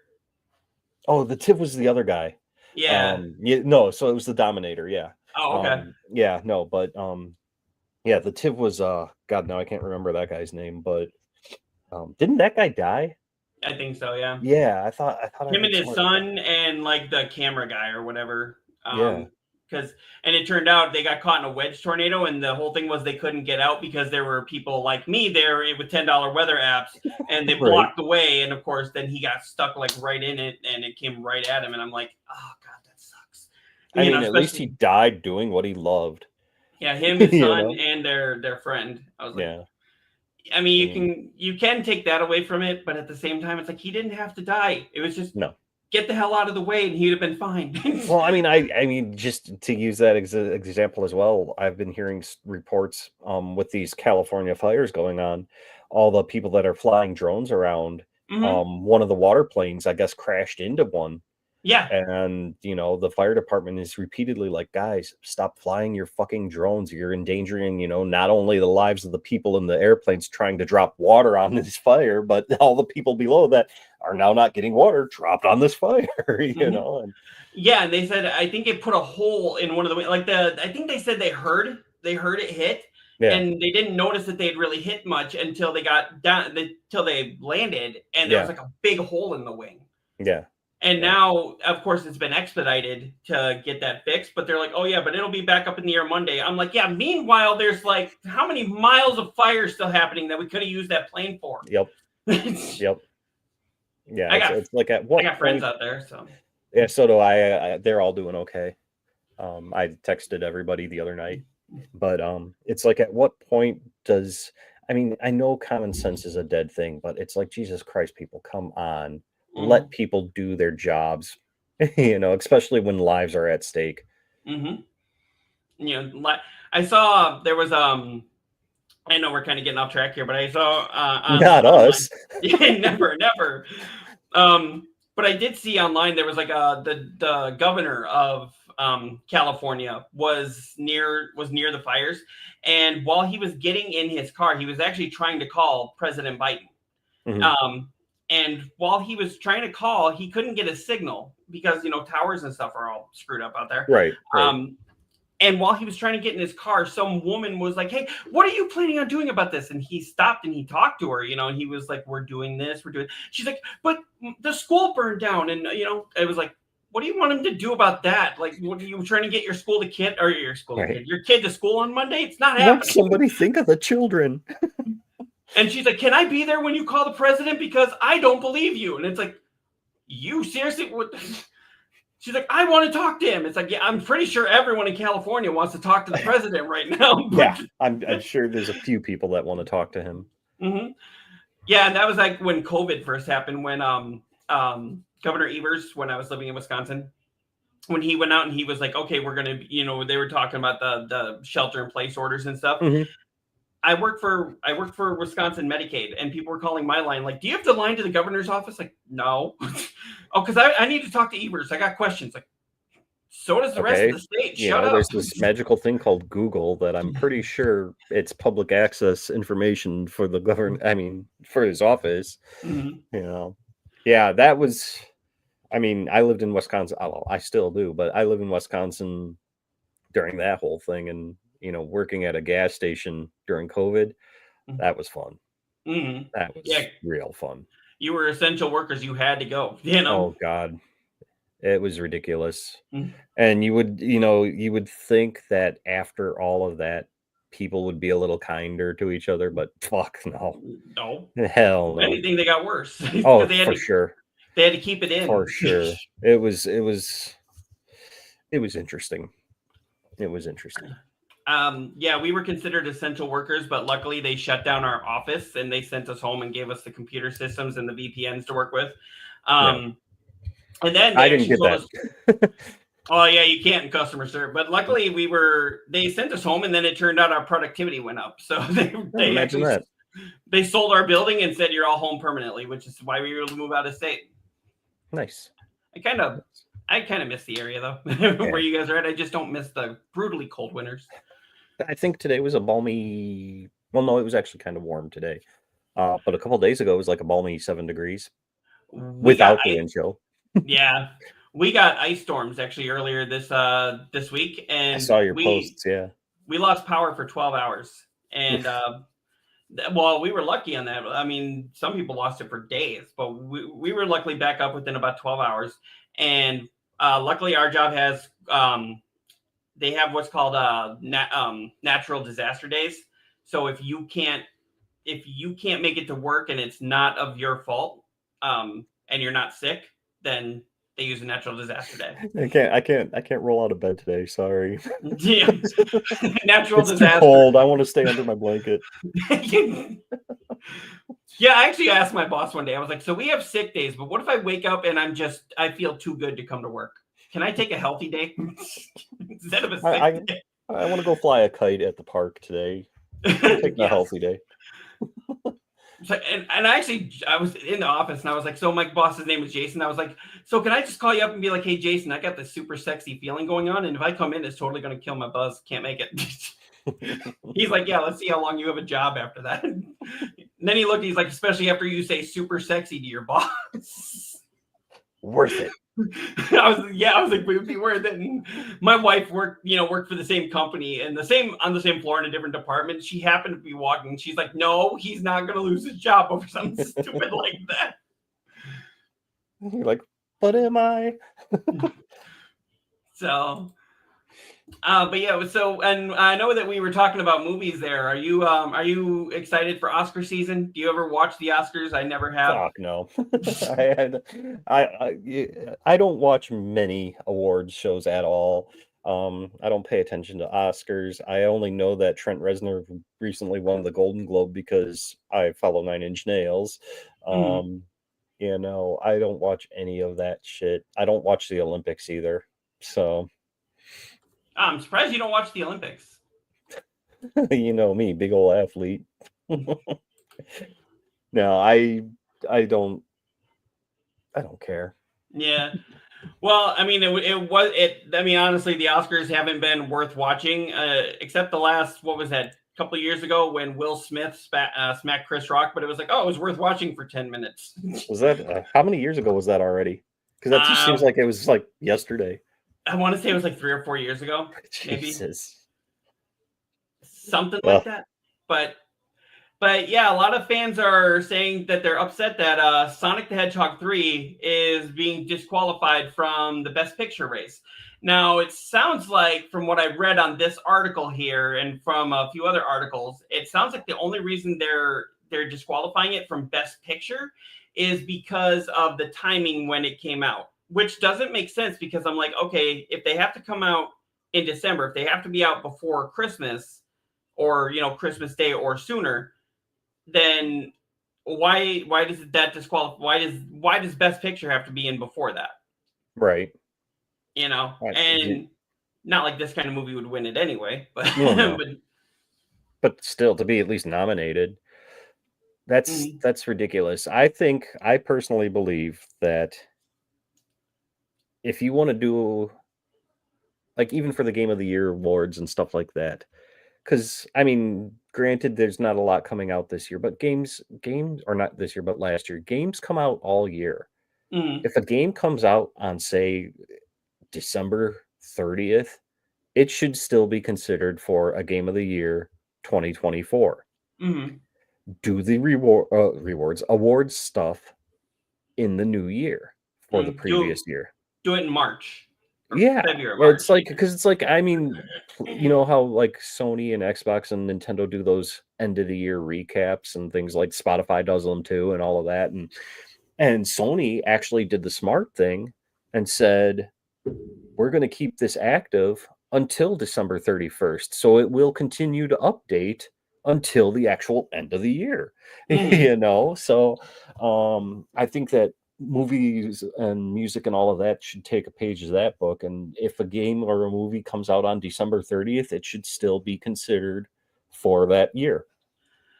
Yeah, and well, here's the thing too. They're still saying that it's up for, like, you could do Best Supporting Actor, which I don't know if Keanu Reeves should get a Best Supporting Actor or not, because it's a voice acting job.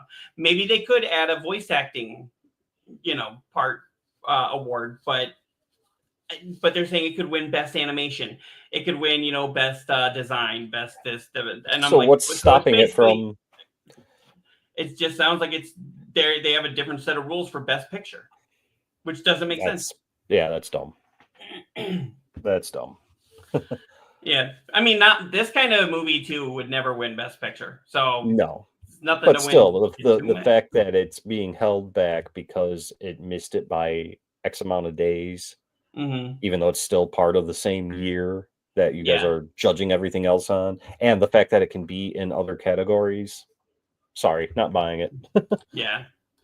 Well, when you mentioned the Game Awards, one of the big things this year was that Indiana Jones and the Great Circle came out like about a week before the Game Awards, and or so something about that, and that actually disqualified it from being considered for any Game Awards. And I'm like, it's still part of a 2024 release date. Now, I know Justin from Oversoul Gaming. He was saying, yeah, but it still qualifies for next year. And I'm like, yeah, but it's not a 2025 game. You know, it should have been in with the 2024s. Mm-hmm. I mean, the only thing I could think of is the reason why, like, video games versus movies, the reason why they didn't include it for video games is because it would have been too late to review for the award ceremony. You know, would the panel have enough time to play through the game to make said judgment? You know, a movie is like 2-3 hours. Okay, done. I can form an opinion, watch several of these in one day. You know, that's the only thing I could see why that argument would have a leg to stand on, is that it came out too late to review for the awards. But even that's still like, you know, you play an hour of Indiana Jones, you know what you're getting. You know, like as far as like for the rewards, you know, or God, I got to stop saying rewards, awards. You know, you know what you're getting music score wise, you know what you're getting graphic wise, you know what you're getting gameplay wise. I mean, the only thing you might have to wait on would be the actual story itself. Yeah, because that story can go any which way at any time. I mean, hell, they brought in aliens at the end of one of them. It's just like, which actually, I might be one of the few people that didn't totally mind that, because I'm like, okay, every Indiana Jones movie has had some sort of sci-fi twist and all that. Supernatural type thing, Yeah, so I wasn't totally, I was like, aliens out of left field, but okay, it's no worse than, you know, the Ark being Ark of the Covenant, or the cup of Christ taking your life away, or, you know. So I didn't think that was any worse. It was like when they tried to nuke the fridge, and I was like, what are you doing here? That there's I remember even Harrison Ford at one point was like, I even told Steven Spielberg, this is kind of stupid, but he was like, oh, but it's kind of swashbuckling and fun. They're okay. If you it's something. It's something, all right. Yeah, that was corny. And I love how they actually killed Shia LaBeouf's mutt in like off screen. Because I remember even I was in the movie watching the latest one, The Dial of Destiny, and I was like, I haven't seen that one yet. Oh, I'm sorry. I didn't mean to spoil it for you. It's all good. It's in my list of things to eventually get to. I mean, I'm still trying to wash the taste of the Alien one out of my mouth, so I wasn't in too much of a hurry to see the new one. Apparently, at one point, they thought about putting aliens in the title, or something about like extraterrestrials, something like that, so that it wasn't so much of a hit. Spielberg told him not to do that because he wanted it to be a surprise that there were aliens. I was like, well, it was a surprise, just not in the way I think you expected it. It was not the flex you wanted, bro. It's like those people that say that they work all the time and have no free time, and they work during their lunch hours. Like, this is not the flex you think it is. Right. Cool for having no life. Cool story, bro. Right. Pretty much. But yeah, so, and you mentioned about, we were talking about games that were coming out in 2025. So with Indiana Jones, it is able to be put up for Game of the Year for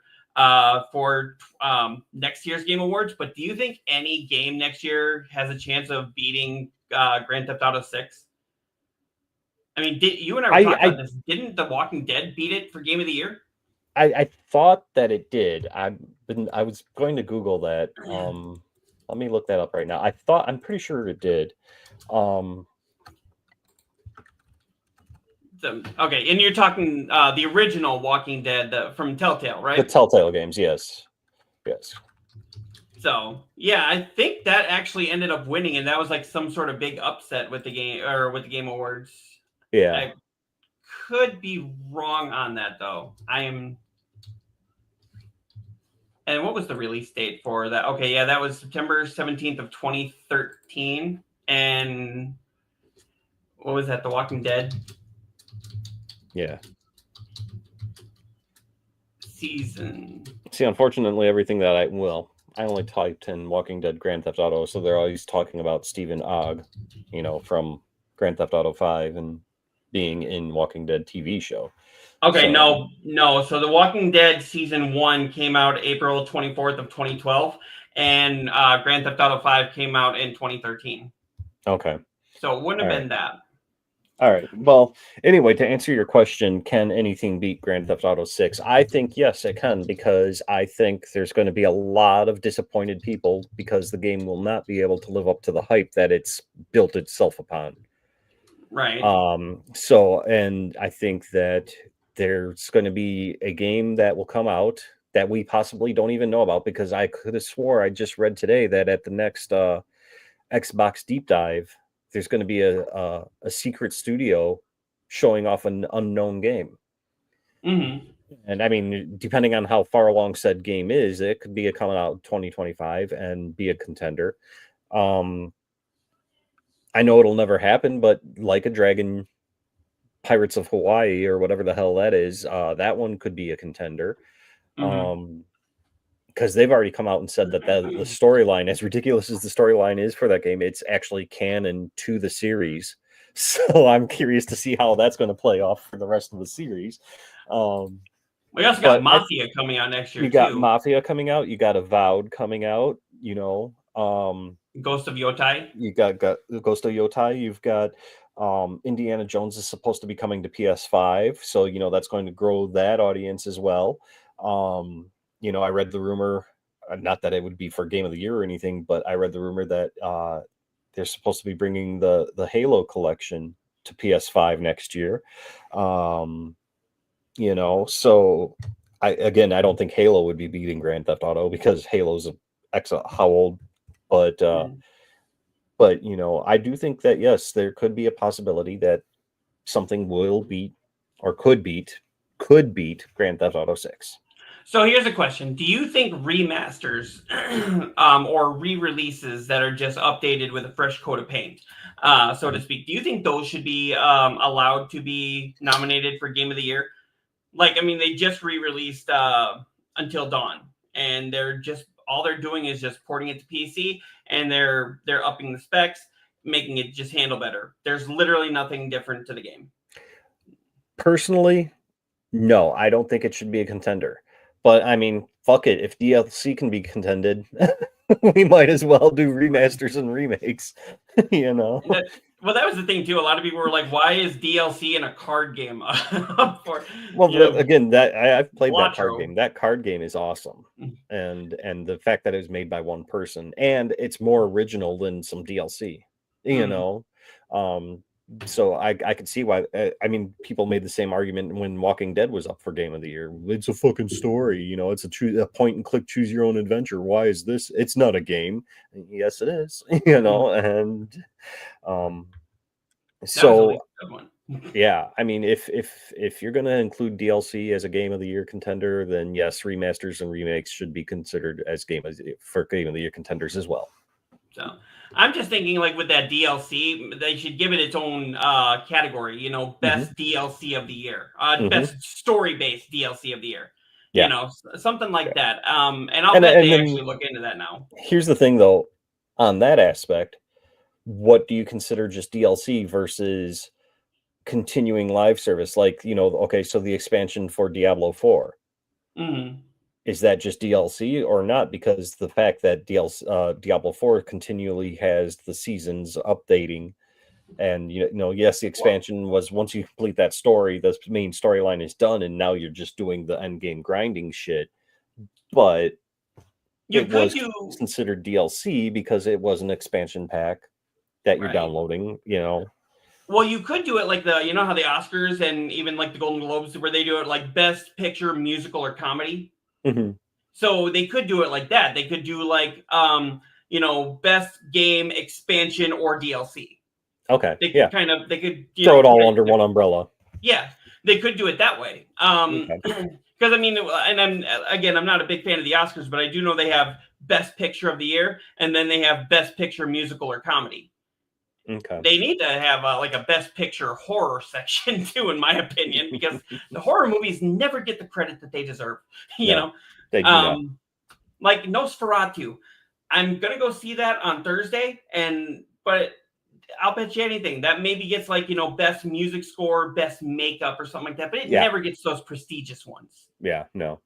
Well, and I think part of the reason that is because of the fact that it's not as accessible because it's a rated R movie. But how many R-rated movies have won? Picture? Yeah, that's true. I guess I don't know where I was going with that one. That was cloudy old man thought. So.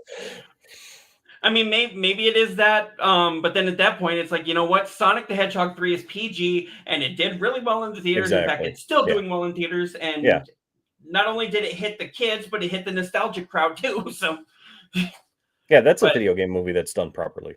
Yeah, the whole franchise. Even though in the games, Gerald Robotnik and Eggman Robotnik never met. Right. It was like, you've got Jim Carrey versus Jim Carrey. You can't have them not meet. Right. It has to happen. And I like the fact that Jim Carrey has basically said, I'm not doing any more movies unless it's these Sonic movies. It's good to see him happy doing what he likes. Like, I don't know if you ever watched a documentary of him on Netflix, and it was about the whole like Man on the Moon, when he was doing the whole Andy Kaufman thing. But that whole documentary, my wife and I just sat there and we're like, man, he looks sad. Not sad as in like, he looks like shit and, but like just depressed, sad. Like there's something. And I mean, I know there's that whole controversy with his one ex-girlfriend dying and like and then the whole, him sending the weird messages to Emma Stone and all of that, but how he was in love with her or whatever. Yeah. But it's nice to see him happy. And it's nice to see him again, enjoying making movies. He's taking the projects he wants to take, not the ones that Hollywood tells him he has to. And he can afford to do that, and it's like the same thing with Rick Moranis basically saying after Honey, I Shrunk the Kids, I'm done. My wife died. I got to take care of my kids. I'm out, and I read that interview with him. He said he took the time off to be with his kids. So he took a little bit of a break, and then that little bit of a break became more of a break. And then he just realized he didn't miss it, and he didn't need the money. He got residuals. He was set for the rest of his life. So he's like, I'll go back if I feel like it. And I think he's done like maybe 10 films since then, and they've usually just been like little like cameos or like a little voice acting thing. I think the most recent thing I believe I read that he did was for what is the spinoff of Big Bang Theory about Sheldon? Young Sheldon? Yeah, I thought that he did, and it's not even a visual cameo, it's just his voice, but he went in and re-recorded some lines for like, I guess the young Sheldon was watching Ghostbusters or something like that. And so he went in and re-recorded some lines of his character. But that was it. Like you didn't even ever see him you only heard him. But and he got his money for it, good for him. Well, I know he said that he was asked to be in that female reboot of Ghostbusters, which honestly, that's not a great movie, but I don't think it deserves all the hate that it gets. No, it's not great. Don't. So my younger son is huge into the Ghostbusters, and we sat down one day and we were watching them all back to back, and I'm like, now there is this one. I'm like, it's not what you think. And he enjoyed it because it's the Ghostbusters. And looking back on it, just sitting back and watching it through a new, like not new, fresh set of eyes, but just a couple of years down the road after it came out and all the big bullshit about it.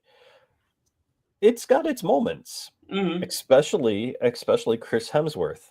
Mm-hmm. His character is fucking great. Mm-hmm. And you know, so yeah, that's the one that, yeah, on one hand it sucked. It did. It sucked so bad, especially as a Ghostbusters like legacy type film. Mm-hmm. But on the other hand, yeah, I enjoyed it. Just shut your brain off and go have a good time. Yes, exactly. And you know what? I had more of a good time shutting my brain off and watching that than I did with Beetlejuice. So, you know, it's just, I don't know.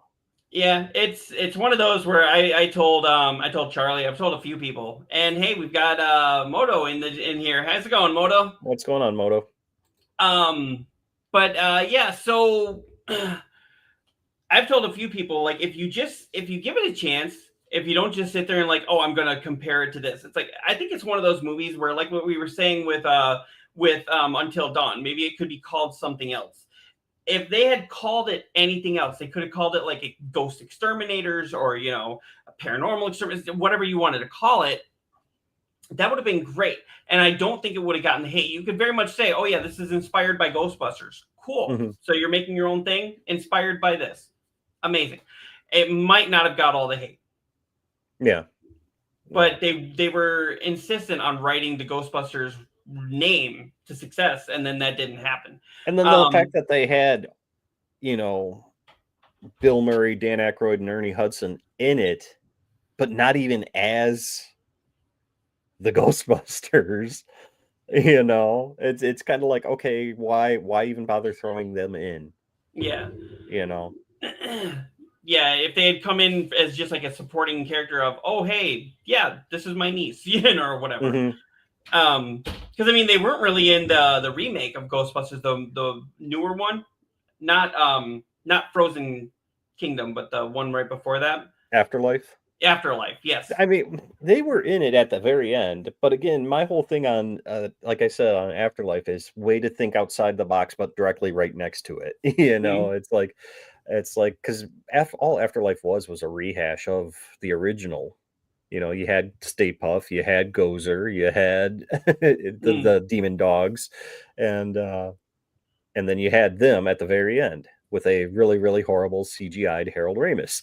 And so, I like his family actually gave permission for that. Right. Yeah. So I mean, that's why everybody was cool with it, you know? Well, I mean, his son was directing the fucking movie. I hope they would have permission for it. Right. So. True. But yeah, it was Reitman, not Ramis. It was Reitman's son who was directing the movie. So yeah, okay, yeah, I guess they would, yeah. So, yeah. But yeah, but like you said, that was a good one. Then when they did Frozen Empire, I was like, Frozen Empire was good, but I think they were trying too hard to be more like the 1980s, 1990s cartoon with it. Mm-hmm. And not that there's anything wrong with that. I have that cartoon on DVD. Yeah, and I think Netflix actually has not a remake, but they have a new Ghostbusters cartoon coming out soon. And apparently they have Ernie Hudson coming in as Winston again. Do you remember the complications back in the day as a kid? You had the Ghostbusters cartoon, and then you had the real Ghostbusters that was like with a fucking gorilla and like the old fashioned car and all of that. And I'm like, okay, why are you even trying to compete with this? Like, you know, it's like, what the hell, guys? Well, do you know the story about Ernie Hudson with the cartoon? No. So once they announced that they were going to do a cartoon, the real Ghostbusters, which then later became Slimer and the real Ghostbusters, while they were casting, Ernie Hudson actually said, "I'm Winston. Let me be Winston in the cartoon." So he went in, and the people were there. They were thrilled to have the real Winston there. I was like, okay, well, that sounds like an open and shut case. Just give him the role. They said he didn't sound enough like Winston.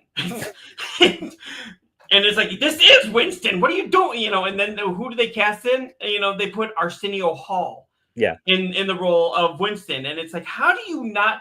Nothing against Arsenio Hall, because he did do a good job as Winston in the real Ghostbusters, and I've seen him in movies. He's great, but how do you cast Arsenio Hall instead of the actual Winston? Well, I mean, that's like the Mario movie with the guy who does Mario's voice as a freaking advertisement for something on the. Well, he did the advertising. He did Mario's dad. Yeah, and then it's like okay, for example, John, what's his name? Is it John McGinley? Dr. Cox on Scrubs. Oh yeah, McGinley. Okay, I think. yeah. So he originally came in to read for the role of the janitor. Mm-hmm.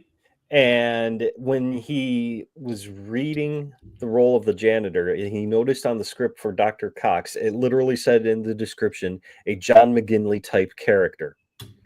And so he's like, while I'm here, do you want me to just fucking read for this? And they're like, sure. And that's how he got the role of Cox, is because it literally said a John McGinley type character. He's perfect in that role. Yeah. Yeah. Yeah, I'm wondering if he's going to come back for the reboot of that, because I read they were going to be rebooting or making a new series run of Scrubs, and I know Braff and Faison are already on board, but and so is Sarah Chalke. Is she? Okay, she's on board, and apparently they do have McGinley has said yes too. What about Flynn as the janitor? I don't know about him. I'm like, you've got to have Flynn. You got to have Flynn. You got to have Carla. So the only one that I was kind of iffy on was like, can you really have a character like the Todd on TV nowadays? I'm like, I think if he gets his, but he always got his comeuppance, so to speak. Like he did. So I'm like, as long as you continue giving him his comeuppance, then maybe you could have a character like that. Like you could not have an Archie Bunker character on TV now. No, you could not. Or it's like, with them doing Spaceballs too. How bad is that going to be? Without Rick Moranis, I don't want it. I mean, and could you imagine them trying to do like an updated Blazing Saddles? No. Oh God. There's no way. So I was talking to my wife the other day. We happened to see a clip of of Tropic Thunder. Mm-hmm. And I was like, can they make that? That was only 2008. Can they do that now? No. A lot has changed. So it's like, obviously, Robert Downey Jr. in blackface, but I'm like, yeah, but it was played up for the joke. I mean, even the black actors in the movie were like, it's played up for the joke. If it's for a joke and everybody's in on it, just be cool. Yep. But nobody can be cool anymore. So no, they cannot. But I was like, you know what? Maybe we should just give Les Grossman his own. I heard that he was supposed to get a spinoff at one point, and I don't remember why it fell through, but I had heard that there was supposed to be a movie of just him. That would be awesome. I've heard it was going to be like a movie, and then at one point I heard a TV show, and I was like, don't put Tom Cruise in that. But maybe if it's like something that's for Amazon, that's like a limited series. Right. But yeah, and so Moto here says, so I was shocked when he took his makeup off. I think a lot of people were. Yeah. A lot of people probably didn't realize it was Robert Downey Jr. until that happened. I just love that movie. It's like I'm a white actor playing a black actor playing a white actor. I'm just a dude playing a dude. Yeah. That was what it was. I'm just a dude playing another dude who's playing another dude. Yeah. I gotta watch that movie again. It's been a while. Mm. Oh man, I actually used to have a clip on that where he was like, you're gonna need to go to the fucking United Nations and get a fucking binding resolution to keep me from fucking destroying you. I will massacre you. We used to have that as a clip on here, but the clip goes for like 40 seconds. I was like, should we really have a clip that long? That's dragging things out. After a while, it kind of loses it. We have that sorry clip here, and I remember telling you like that just goes on and on and loops, like it loses its flavor. But But yeah, so I mean, we were talking about movies here, or I'm sorry, we were talking about Game of the Year. I did look this up. 2013. The controversy was that Grand Theft Auto 5 did win Game of the Year, but Naughty Dog actually won Studio of the Year for The Last of Us. Okay. And it looks like, I mean, they did win other things, and then it looks like Grand Theft Auto 5 didn't pull home a lot. It does have best soundtrack, but the best voice actress and best voice actor went to Troy Baker and Ashley Johnson, respectively.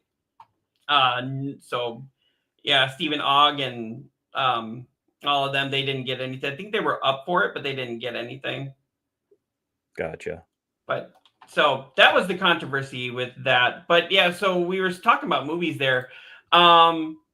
I don't know if you've seen, there's a lot of controversy with the upcoming, I don't know why MCU is just coming up with controversy after controversy now, but Julia Garner playing Silver Surfer, and some people are upset at this, and I'm just like, do you not know the source material? There are female Silver Surfers. Yeah, I was going to say, there's not, I mean, the comic book focuses on one, but I'm pretty sure he comes from a group of surfers, and yeah, that's just people being people, complaining for the sake of complaining, Yeah, but I mean, if you've seen her in any of the movies, she was great in Ozark.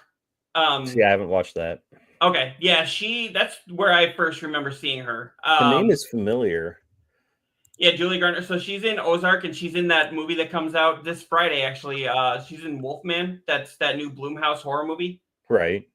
I know she's been in like a ton of other things. But yeah, there's been some controversy with her taking over the role, and most people are just like, well, so in the first second Fantastic Four movie, I guess I should say, Silver Surfer was voiced by Lawrence Fishburne, and now they're replacing it with Jennifer Garner, and I'm just like, that actually makes sense because he comes from a planet of, right, like you said. Yeah. Sorry, I'm trying to look up movies. So, yeah, Garner, she will be starring along, Wolfman here. That follows Blake Abbott. That's a remake of Wolfman, all those Wolfman movies that they've made throughout the year. It's a remake of the original. Right. But yeah, I might be one of the few people, but I am really looking forward to seeing her in the role of Silver Surfer. I mean, I'm familiar with the story of Silver Surfer and things like that, but it wasn't one that I actively would seek out growing up reading comics. But I mean, I'm sure she could do a good role of it. Moto says, I think I used to work with you, Koimiya X. Did you work at Target before? In DeKalb, yes. Yes, I did. So then you worked with my friend, my old coworker, I should say, Dan? Maybe. Cheryl? I would probably have to see a face. I'm sorry. So, but yeah, I did in DeKalb. I worked at Target back in the day. I know. I actually am originally from Sycamore, so you maybe saw me shop at Target back in the day. I didn't work there. Yeah, I was in. I think that's where I first met you in person. Yeah, I was in electronics, toys, MMB, all that, depending on where they put you for the night. Hard lines. I was on the hard line side, and then I did backroom for a while. So nice. So yeah, and I'm just taking that down here. But yeah, so talking more about like some of the stuff with the Oscars though. I'm really hoping, I know that they're campaigning for Hugh Jackman to get a nomination for Best Actor for Wolverine. And I will legitimately, I don't even watch the Oscars, but I will be upset if he doesn't get in. I mean, why not Ryan though? Ryan was good too, but I mean, that's just basically Deadpool is just Ryan Reynolds. That was basically just Ryan Reynolds being Ryan Reynolds. I mean, okay, so here's the weird thing. Like, you remember my whole rant about Chris Pratt being Chris Pratt in every fucking movie. The same could hold true for Reynolds, but I actually enjoy it. Like, I don't have a problem with Reynolds being Reynolds. Like, even Detective Pikachu, it's like, okay, it's fucking Deadpool Pikachu, you know? Like, I'm like, I don't have a problem with Reynolds doing the same character over like I do with Pratt and Jack Black. And I don't know what it is other than the fact that I enjoy that. I don't know. I'm just, yeah. Well, he's got like this everyman with that comic quip that just comes out of nowhere. Oh, okay. Apparently, Moto had to leave for a second. He says, "I'm back." But yes. So he missed everything I said. Yes, Moto. I did work at Target in DeKalb, back in the day, so you probably do know me. But yeah. But yeah, I mean, it's always Ryan Reynolds. I mean, think about it. When he played Hannibal in Blade 3, Blade Trinity, that was basically just Deadpool being called Hannibal. Yep. Yeah. Yeah. And see, I would love to see him come out and do a movie someday that's not him, just to see what he can do. Oh, he did. He was in the remake of the Amityville Horror. Oh, that's right. That's right. Yeah. And he was fantastic in that. Very creepy. I remember that now. Yes. And then he was also in almost like a one-man movie called Buried. That sounds familiar too. That's one where he was in Iraq. He was like one of those like delivery guys that would like take the ammunition and stuff back and forth. And they don't show this part, but his apparently he got kidnapped by the enemy and then buried in the sand. And the whole movie is him trying to communicate with people through his walkie-talkie. He's got a cell phone, he's got a flashlight, and he's got a lighter, and that's all he can do. And the whole movie is basically, it's very claustrophobic. It's just him in this thing, and with the way that they give the tense atmosphere and things that could happen, even though it's just him for an hour and a half. Right. You basically sit there and like, oh God. It's like one of the most disturbing movies I'd seen. Okay. Yeah, that sounds familiar. I haven't seen it, but yeah, that does sound familiar. So he says, "It's me, Demetrius." Demetrius, yes. How are you? Good to see you too. Good to see you. How you been? So, but yeah, so that's the only times I know that he's actually gone outside of his normal roles. Okay. But again, Deadpool is just Ryan Reynolds. That's why I say Hugh Jackman. Especially, did you see the movie yet? Yeah, I finally got around to seeing it. Yes, but the mother-in-law took the boys one night, and the wife and I watched it on like Vudu or whatever. Just for that one speech alone, where he was like, "You made a fucking educated wish." I have never met a more self-attention setter. He's like, one of God's best gifts that you can't die, except it's on all of us. You know, it's like for that speech alone, I'm like, yes, that is Oscar material. That is. That and Chris Evans with his whole thing about the cinnamon ring. We'll just say, what about Juggernauts or whatever? You know, and just that was great too. I didn't say that, and then the post credits is that. Gotcha. And I love that. That's actually, I guess, Ryan Reynolds and Chris Evans make a habit of like doing cameos in each other's movies. Yeah, and Free Guy, he was great. Yeah, the Free Guy one too. Mm-hmm. I don't know of any Chris Evans movies that Ryan Reynolds has done cameos in, but I do know that Chris Evans has done quite a few for Ryan. Yeah, and honestly. Yeah. I'm kind of hoping that in like Secret Wars, they bring Chris Evans back because they've talked about possibly bringing back him as Captain America. And I was like, okay, but get him and him as Johnny Storm. You can't tell me it can't happen because you had Nice Pool and you had Deadpool talking to each other. So what are your thoughts about Downey Jr. playing Iron Man, or not Iron Man, Dr. Doom? So when I first heard it, I was like, oh, wow, you know, but the more I think about it, I'm like, doesn't that kind of sully the death of Iron Man in Endgame? You know, it does, but there is comics, one of the Marvel timelines where Tony Stark was Dr. Doom. So, or I don't know if it was Tony Stark, but they were like tied together or something. So still with Target. Wow. Mhm. Wow. Now are you at the thank you. I love Baby Metal. I've got the shirt on too. But are you still at the store or did you go to the distribution center? But So, yeah, so there was like everybody's all like, why are you bringing, it's going to be too confusing. Well, again, in one of the Marvel timelines, I believe Doctor Doom was Stark. says I'm at the warehouse. Okay. I gotta ask you, Moto, how's your sister doing? I know she's out there with the fires happening. Hopefully she's okay. Her and your brother-in-law.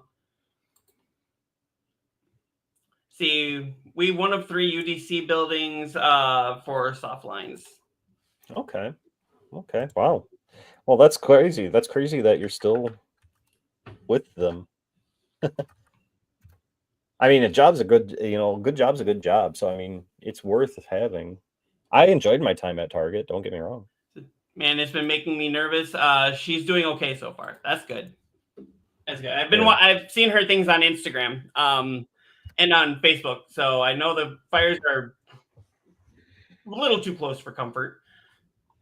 I just sent you a link about Tony Stark as Doctor Doom. So it is in one of the different Earth timelines where, except it was Anthony Stark instead of Tony Stark, but he was Doctor Doom. So I mean, so they can going with that. Exactly, and I have this whole love-hate relationship thing where they're now going and doing that because it's like, okay, yes, it happened in the comics, but not many people are going to know that unless they're the big comic book aficionados. Right. And it's like, it's like all of a sudden you're just going to pull something and be like, oh, well, that happened in issue blah, blah, blah of comic blah, blah, blah. Mm-hmm. And it's like, no, just stick to the original timelines here, Well, you could if you bring Deadpool. I mean, he was already said, oh, that's just like in Loki season 1, episode 5. Yeah, exactly. So, I mean, I love that they're doing multiple timelines, but at the same time, that's what's killing the Marvel movie industry. Because they're pulling from the ones where the comic book fans will know it, but the average audience isn't going to. And that's why and that's why I feel the sales are not, the ticket returns are not there, because it's like for example, Black Widow's sister. Mm-hmm. They made the movie about her, and it wasn't as big because nobody cares about her. They care about Black Widow. The Marvels movie. You had Captain Marvel, you had Miss Marvel, which I love. Okay, I love the Miss Marvel Disney series. Mm-hmm. And I love that girl, the actress that plays her. She does a fantastic job. And I even enjoyed the Marvels movie. Mm-hmm. But these are, I don't want to say they're B characters, because they do have, huge influential roles in the different comic books. But to try and shoehorn it into all this Marvel movie timeline shit, it's not going to work. Mm. Stick with the A teams that, you can ask anybody on the street who's Captain America, and they will fucking tell you. If you say, hey, who's Miss Marvel? They're going to go, oh, what's a Miss Marvel? Yeah, and so it's just too much on one plate, and it's not a good thing. Yeah. So, I forgot where I was going with that, but yeah, well, I think one of the best things for the MCU actually kind of became one of the worst things for it. It's when they opened up that whole multiverse. Mm-hmm. Because it was great that, okay, now we can have Tobey Maguire and Andrew Garfield being with Tom Holland, and the story can make sense. Right. At the same time, it was like, now you're going to pull from this and pull these, I know it made sense for Deadpool, but it's like literally, how he went to all the different timelines and everything. It's like, that's how many Hugh Jackmans we can pull from here. And it's eventually the average audience just gets confused. Yep. Like, wait, where is this set? Well, it's set between this movie and this movie, but it's in this timeline. It's like, right. The reason phase 1 and phase 2, especially in Marvel's early days, it worked so well because they weren't really trying to connect them. They were trying to make a good Iron Man movie and leave little options here for it to be connected. A good Hulk movie, a good Captain America movie. And then add the stuff in later. Yeah. Now they're just sitting there going like, okay, how can we connect it and give it with this character? It's like, let's throw a dart at a comic book and see what we find, you know? Yeah. Yeah, and I'm like I said, I'm really happy like they can do that and make it make sense that all those 3 different Spider-Man, because that was honestly one of my favorite movies. Honestly, was No Way Home. You know, so that became one of my and you can pretty much point at any movie between 2008 when the first Iron Man came in, and God, has it been that long? Yeah, 2008 when the first Iron Man came, and when you had Endgame. I'm like, point at any one of those, and yeah, you'll have ones that are not as good as others, but they're all pretty much masterpieces. Cohesive. Yeah. Almost everything after that. Now, again, with the exceptions of like, you know, Guardians of the Galaxy 3, you know, a few others like Spider-Man, obviously Deadpool. I mean, Deadpool even made the joke saying like, welcome to the MCU. You're joining at a bit of a low point. Yeah. Like, the whole fact he can make that joke is because it's true. Yeah. You know, actually, so you said you just saw Deadpool and Wolverine? Not just saw, but I mean, more recently, yes. So did you know that joke where he goes, where they're like, oh, the greatest mutant. He's like, oh, you got Magneto? And they're like, he's dead. And he's like, fuck. He's like, I swear, ever since this merger, it's like Pinocchio stuck his face in my ass and started lying like crazy. Yeah. Apparently that joke was okay with Disney, but that joke replaced another one Disney wasn't okay with. And they said that's literally the only joke Disney asked him to replace. And he was supposed to say, now Disney decides to get cheap. I swear, since this merger, it's like Mickey Mouse has put his cock in my mouth and started fucking my face like crazy. And they were like, they honestly, they were like, we don't care about the jokes you make at Disney. They didn't want the mascot made fun of. And I'm like, don't mess with the mouse. Really? Don't mess with the mouse. Yeah. I was like, that honestly, that maybe I think the Pinocchio joke was funnier though. So, yeah. But apparently Disney asked him to change it, and Ryan Reynolds took the script home that day, and he wrote the joke. He came back, he showed it to Sean Levy, and Levy saw the Pinocchio joke. He's like, "You think this one's gonna pass it?" He's like, "Well, let's try it." And they went to Disney, and they actually sent it to them, and they were like, "Oh yeah, that one's fine." It's like Levy went like, "Oh God, you got lucky." That one's worse, I think. And they figured out it was just they don't want Mickey Mouse made fun of. But literally, that was the only joke Disney told them to change. That's weird. I'm like, yeah, because I mean, they literally sitting there and like, you know, pegging's nothing new for me, but it is for Disney. I'm like, they're literally making all these. And apparently, you know, when they're talking about cocaine, and he's like, drugs are the one thing Feige said was off limits. They said that came from a conversation they did have with Feige where he said, I didn't tell him not to do it. I said, yeah, but don't have Deadpool just sitting there with Blind Al smoking crack or doing cocaine the whole time. No, you know, no long scenes of doing that. And then they wrote that joke like Feige says no cocaine, you know, and he's actually said, I never told him no cocaine. In fact, that would have been fine, but I just told him not to make a long-winded scene about him and Blind Al sitting there. And they're like, nope, he said no cocaine. That's fantastic. So, and Moto came back here. He said, it's hard to appreciate one film after so long. Yeah, very much so. He says, not going to lie, it felt like you had to watch the Battlestar Galactica with two Marvel movies.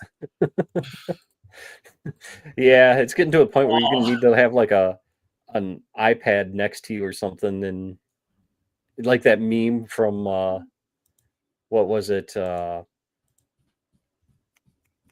it Always Sunny, where he's got the guy and it's Charlie, and he's got like all the strings and the different notes attached and all that. You're gonna need that for just watching one Marvel movie. Mm-hmm. You know, that's why I'm hoping the next Captain America. I'm like, you know, I love the character that they have playing Captain America, who you know, he was Falcon. I love the actor, but I'm like, I'm just really hoping that it's not as convoluted. Where I liked Doctor Strange in the Multiverse of Madness, but I was confused because I had never watched WandaVision. Right. So I was like, wait, why is she so pissed off? Wait, who are these kids? Yeah. I know Yeah. she was married to Vision, but who are the kids? Right. And then Okay. I'm curious about, because I thought I read somewhere that in the new Captain America movie, they're going to have the guy who was like the new Captain America on the, was it the Disney show? What was it? Falcon and Winter Soldier or whatever, and they brought in that new Captain America guy, and everybody hated him. Yeah, and I heard he's supposed to be in the new Captain America movie as well. So that'll be probably trying to reach to the wider audience and say, see, he's actually good. Don't listen to the memes. The web. Go web. Recently they actually had an interview with Andrew Garfield, and they asked him, are you going to play Spider-Man again in the MCU? And people have been trying to say that he's going to show up in Secret Wars, and he said he knows he lied a lot when he said that he wasn't going to be in No Way Home. He's like, well, I'll tell you, I'm not supposed to be in this. I'm not going to be there. And it's like, but I know nobody's going to believe me now. See, and was Spider-Man your first introduction to Andrew Garfield? Yeah. Yes, to Andrew Garfield, yeah. Okay. See, I saw him. The first movie I saw him in was this great movie. And it was actually Heath Ledger's last film, The Imaginarium of Dr. Parnassus. Yes. That's a good movie. I saw it's a fantastic movie, and that was my first introduction to Andrew Garfield. And I'm like, this kid is going to go places. Mm-hmm. And he did a great show on, I believe it was on FX, but they have it on Hulu called Under the Banner of Heaven.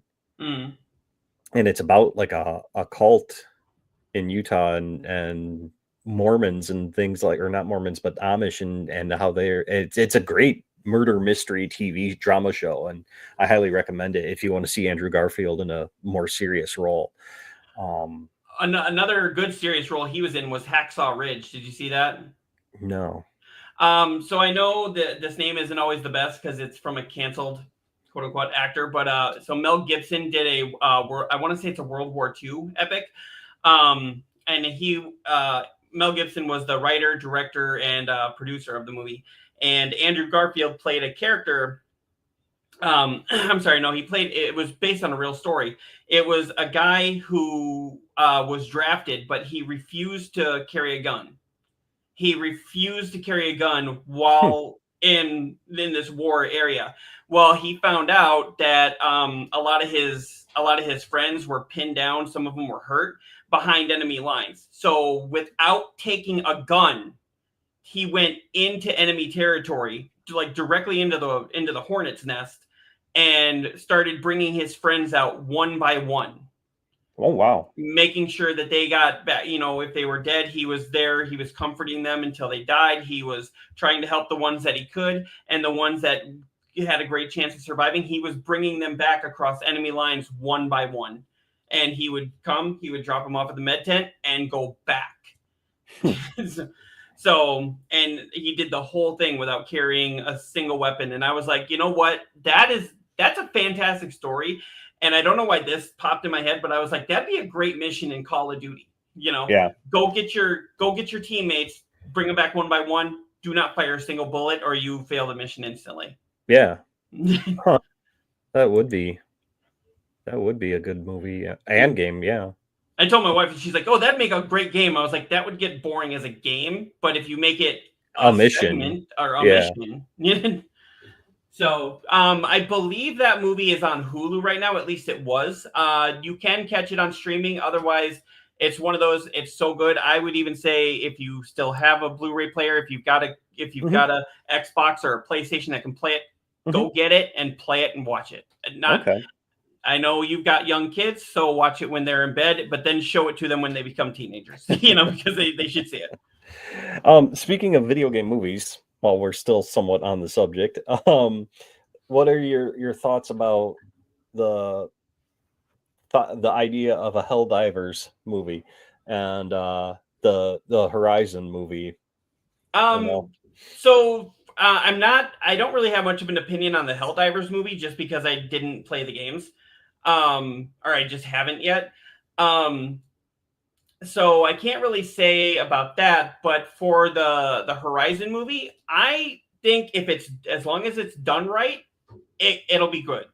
You know, kind of like I think it'll be in the same realm as like Uncharted, where another one, shut your brain off and go have a good time. Yeah, see, I still haven't seen that yet. I've Yeah, seen parts of it. Like I seen the last, I would say 40 minutes of it, okay. but I haven't sat down from the beginning. Yeah, it's one of those. Again, don't go in there thinking it's a whole retail or a whole, shot by shot telling of the game story, because they do very much. I mean, he's a younger Nathan Drake than, obviously, if you've played the games, how they meet in the games where, like, Nathan steals and Sully catches him and the whole thing. I mean, this is basically Sully knows of Nathan and Nathan's working in a bar, so it is. So, I mean, it is different, but it captures, I want to say, it captures the soul. Right. It's where it's swashbuckling fun. It's not there to teach you anything. It's there to just be enjoyed. So go enjoy it. So, and I think if they do that and not try to take the Horizon, if they try not, obviously this doesn't have the swashbuckling action funny stuff, but if they go in there and they try to just make it entertaining, it'll be entertaining. And who would you want as Aloy? If I had a choice of who I think would make a great Aloy, I know some people wouldn't agree with this. I think Emma Stone would make a pretty good Aloy. Otherwise, and I cannot think of her name. God, what is her name? She played the younger girl in Gilmore Girls. She played Lauren's daughter. I've never watched that. Okay. So I think I'll take your word for it. Okay. I think she might be a good choice. Because I know, did you post that article about people already arguing over who shouldn't be Aloy? Yeah, give me a second. I'll pull that up here. So the one that they listed, the girl, I can't remember her name now, but she was the Tiefling in the Dungeons and Dragons movie. Mm-hmm. I think she'd make a good Aloy. I loved her in that movie. She was fantastic. I've never seen her before in anything, but I'm like, she's awesome. Which I don't know if you've seen that Dungeons and Dragons movie, but that's a great turn off your mind and have fun comedy.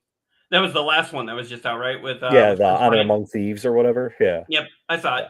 That was a great movie. I saw it in the theater. I might have been one of the few people that went there, saw it in the theater, and had a good time. So, well, my wife and I, we actually watched it not too long ago, and I'm like, man, now I want to play Baldur's Gate 3 again. Because, like, there were so many references. I'm like, I know what they're talking about. But yeah, let me see if I can pull that up. I know people are up in arms about a lot of things right now. So I was posting this. It's a Saturday. People are up in arms, Okay, yeah, Horizon. Okay, divided over Aloy movie casting. PlayStation fans have a lot of thoughts about new one. Let me see who this was here. Okay, so to this end, who was it? What was her name? Including who will play Aloy. To this end, the most popular shout, but least on the series Reddit page, is Sophia Lillis. Yeah, that's the one that I think played the Tiefling. Yep. Yeah, she's a 22-year-old born actress. Brooklyn-born actress. From her roles in horror films like Beverly Marsh and in It Chapter 2. It and It Chapter 2. So she was the redhead in It. Mm-hmm. In the newer It movies. As well as other roles like HBO's Sharp Object and the movie Dungeons and Dragons Honor Among Thieves. Yeah, she's far from a household name, which may prevent PlayStation from registering interest, but it's a name being put forth by many fans. Yeah, I mean, I'm looking at her here. I can actually share it here. I'm looking at her, and she looks like Aloy. Yeah, I think she would be good. And then one of my another hot take that nobody asks for, and everybody's going to go, what? I could see possibly Sophie Turner doing it.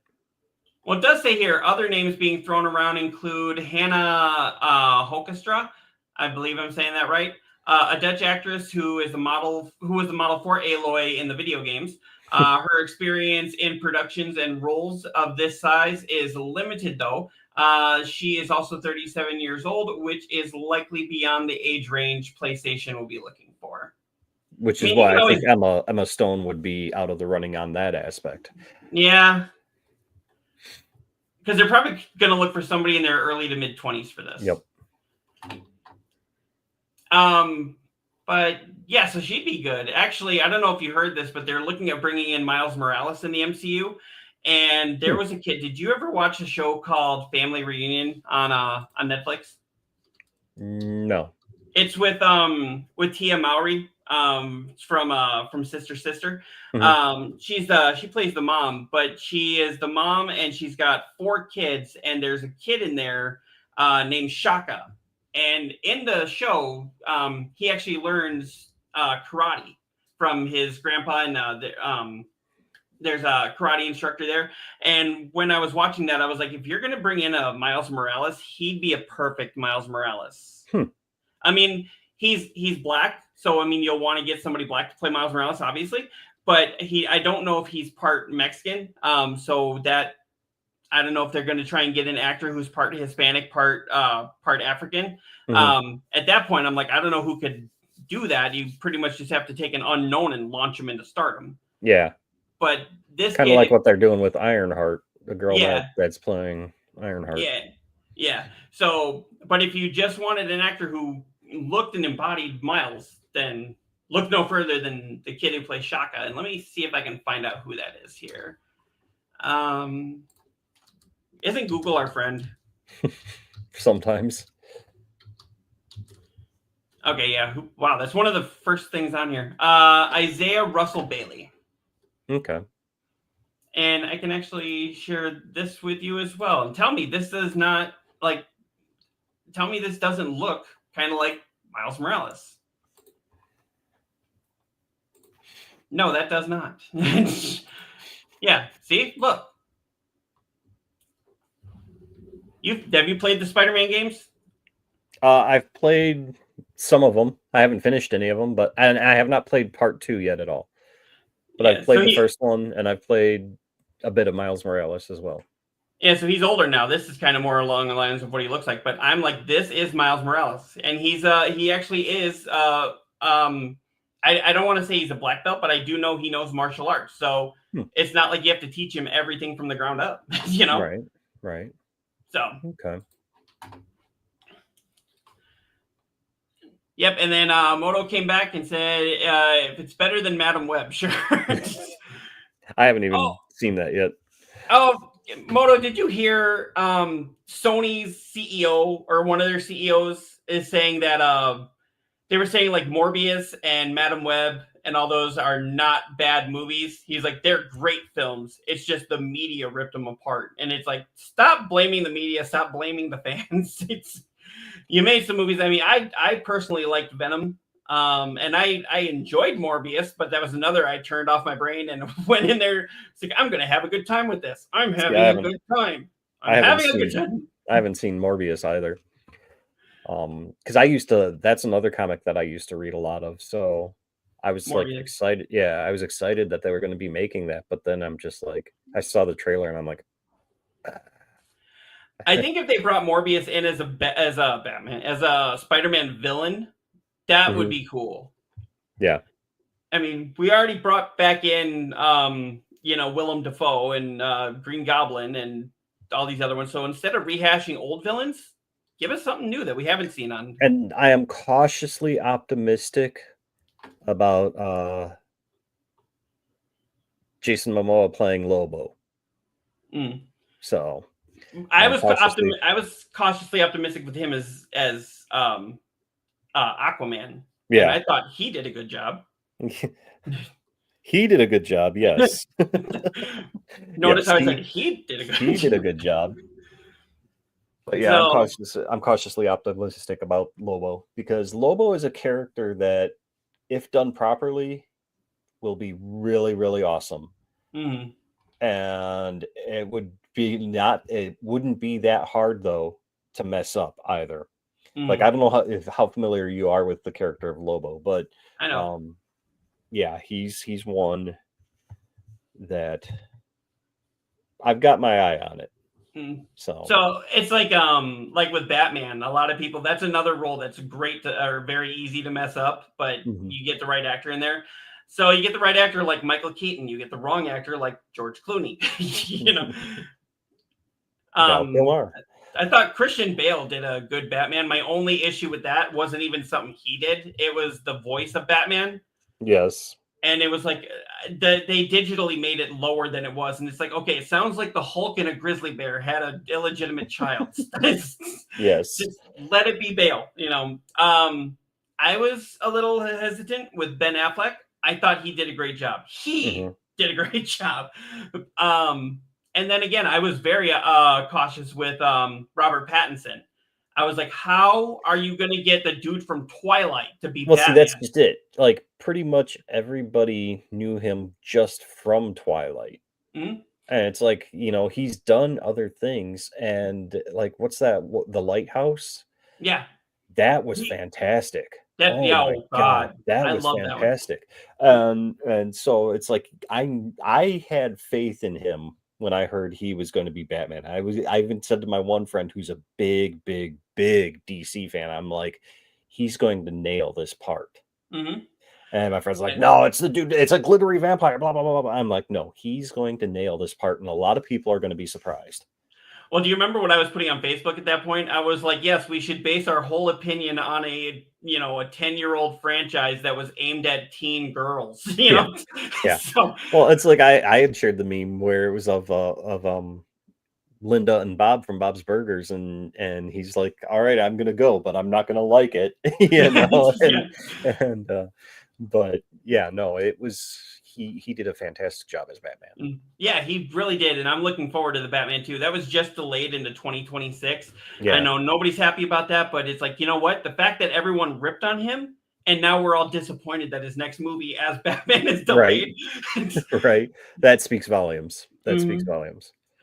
And I mean, even what's his nuts as Penguin, he does a fantastic job.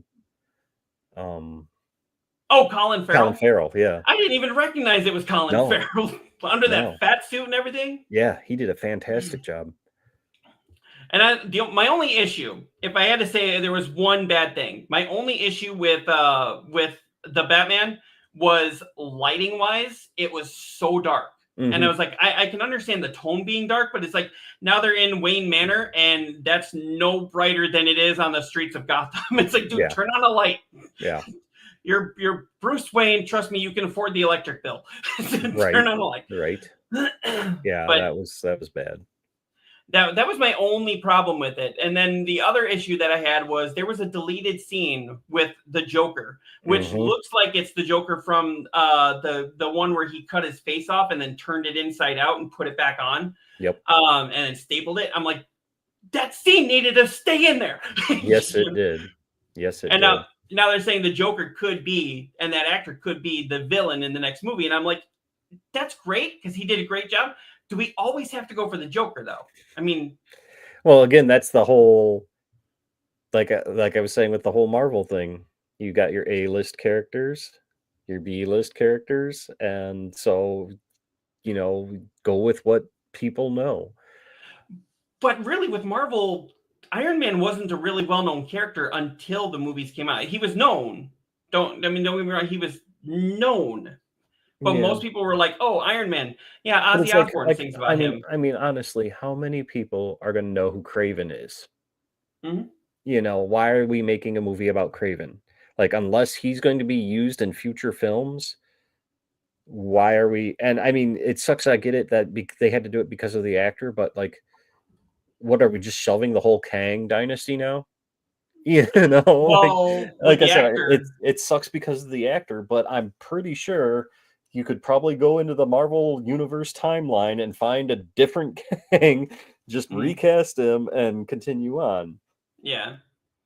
But I think they had actually already filmed a lot of his scenes for other movies. Yeah. But I'm like, yeah, but that's what's called refilming, you know? Yep.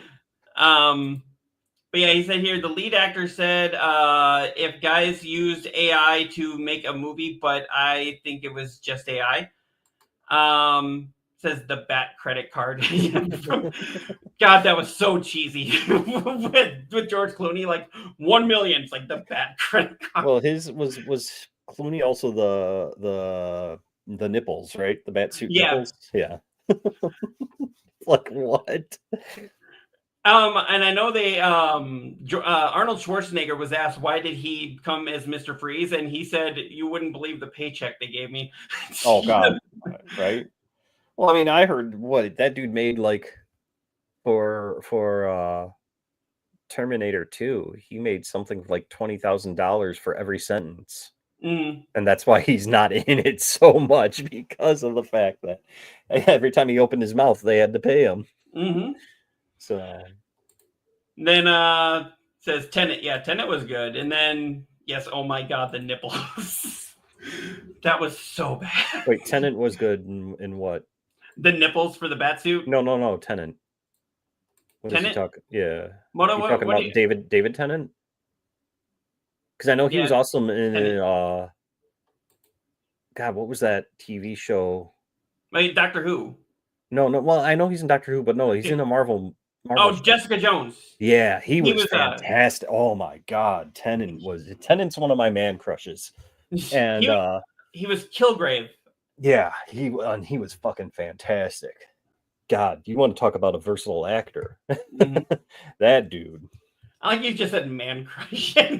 Oh, I will freely admit, Tennant is a man crush. Mm-hmm. So, oh yeah, the one he says here, the one actor was in it. Mm-hmm. Yeah, David Tennant. But yeah, I'm still thinking of the bat nipples. There's your image for the night. Bat nipples. It says Robert was a supporting character in Tenet. Oh, Robert Pattinson. Okay, so we were talking about movies. You were talking about the movie. Okay, yeah. The movies that Robert Pattinson had been in. He was in Tenet. Yeah. Okay. I thought you were talking David Tennant, but so he's got something else here. Oh, sorry. I just yeah, that just comes up from. But anyway, that's your bot. Hello, yeah, but yeah. So looks like we've gone on about 2.5 hours. Was there anything else that you wanted to talk about, or anything else that you wanted to say? We're not doing a show next weekend, right? Because you're going to be out of town. Yep, I will be out of town. If you'd like to do a show, if you've got somebody that wants to come on, or you got something you want to talk about, totally cool. I'll let you know. Okay. But otherwise, and then on February 1st is the music episode. Okay. And Yep. So yeah, next week is actually my birthday. So turns out there's actually a lot of birthdays in my family for my in-laws. So we are going to be out of state and joining the birthday festivities. Okay. And then we will be back here on the 25th. I'm going to try to have a guest that day. I've got another guy whose name is also Connor, but his is spelled properly with 2 N's. Nope, that's not properly, sir. That's a last name. When you look at O'Connor, it's always got the 2 N's. Oh. 1 N is the proper way. And I will fight to the death on that. That's like my wife. Her middle name is Lynn, and she's like, the proper way to do it is with 1 N, not 2. Yep. When it's 2 N's, that's the first name, Yep. No. So 2 N's is the last name. So yeah. So but yeah, we're gonna have him come on here. I know he's a big gamer. He's got quite a lot to say. And then the week after that, we will have another guest for our music episode, which I am really looking forward to. It'll be Rick from Amazing Transparent Man. If you guys don't know who that is, so they were a band that came out. They're doing a 20th anniversary re-release for one of their albums, and they were big in DeKalb, Illinois. They fell into that Blink-182 pop punk category. They also did some more like, I don't want to say serious, but like some more like Smoking Popes style music and things like that. And they've got some upcoming shows for reunion shows. And so Rick will be on talking about that and music in general. Awesome. Yeah, and hopefully we can get him back as like a recurring guest or Yeah. Something. Cause And he's a gamer too, so all the better. So, and yeah, we've got quite a lot of things. Quite a lot of I don't know what the word is. Quite a lot of pans on the stove or winging it. Yes. Quite a lot of. Yes, Rick Rick from Amazing Transparent Man. I don't know. I mean, if you might know him since you're from that area. Says, did he work at Target? No, he did not. No, none of them worked at Target. They would come in though to buy their pink shorts from Target. But no, actually, both Rick and Tony worked at the Subway under the VCB in DeKalb. But yeah, so all right. Yep. And we will hopefully have a new intro too coming soon. we will definitely have a new intro and an outro. And then I am also looking forward. I know we were talking about Xbox has that developers deep dive, deep dives coming out. So I don't know if we'll go live that exact night, but we will be definitely talking about that on the next episode. I think that's what, the 27th. I believe so. Yeah. Is that day? So I mean, we can always. I mean, that's a Monday, so I mean, if you're available, we can. I mean, I would be working that night, so maybe. Can you do a stream while working? I wish. I wish. Jump in there, and then all of a sudden the stream goes viral, and they're like, "Connor, why were you on a show while working?" Right. Yeah. Just show us the random customers' credit card numbers. You know, right. Don't do that. Take note of this. Take note of this. So do not do that. I highly discourage that. I'm gonna have to go look up Two Front Teeth though. So. Yeah, so Moto, you missed that. We were talking about bad movies that we had seen. One of them was Two Front Teeth. And that's a movie about that's murderous elves and a vampire Santa Claus. Yeah, and the elves, I'm not even kidding. This is how bad the movie is. The elves are just little people in BDSM suits that have eyes cut out. And then they just sit there and like, like that. Yeah. And it ends. I'm not even going to tell you how it ends. Right. Just think about it as aliens with Santa, messed up teeth, and little people in BDSM suits. And that's all you need to know. Just careful Googling it. Do not Google little people in BDSM outfits, especially in the images. You will not like what you see. Or you will. I don't know. Or you might, yeah. Yeah, whichever way that might go. So it's interesting. Yeah, it was. It says, oh my God, these ad rolls. Sorry, but yeah. So aside from Two Front Teeth and little people in BDSM outfit, that's how we're ending the show. That's a good note to end on. Yes. So, all right. Well, first night. So, like we said, we won't be back on next week. If something huge happens in the gaming industry, we may jump on here. Otherwise, I may jump on here on the 27th and talk about Xbox's developer showcases. If not, then we will see you on the 25th when we come back, and where we will have a guest on. So, looking forward to it. Thank you all very much for coming and hanging out. Remember, haters gonna hate, and gamers got a game. All right, guys. Peace out. Good night, everybody. All right. Why is it not ending?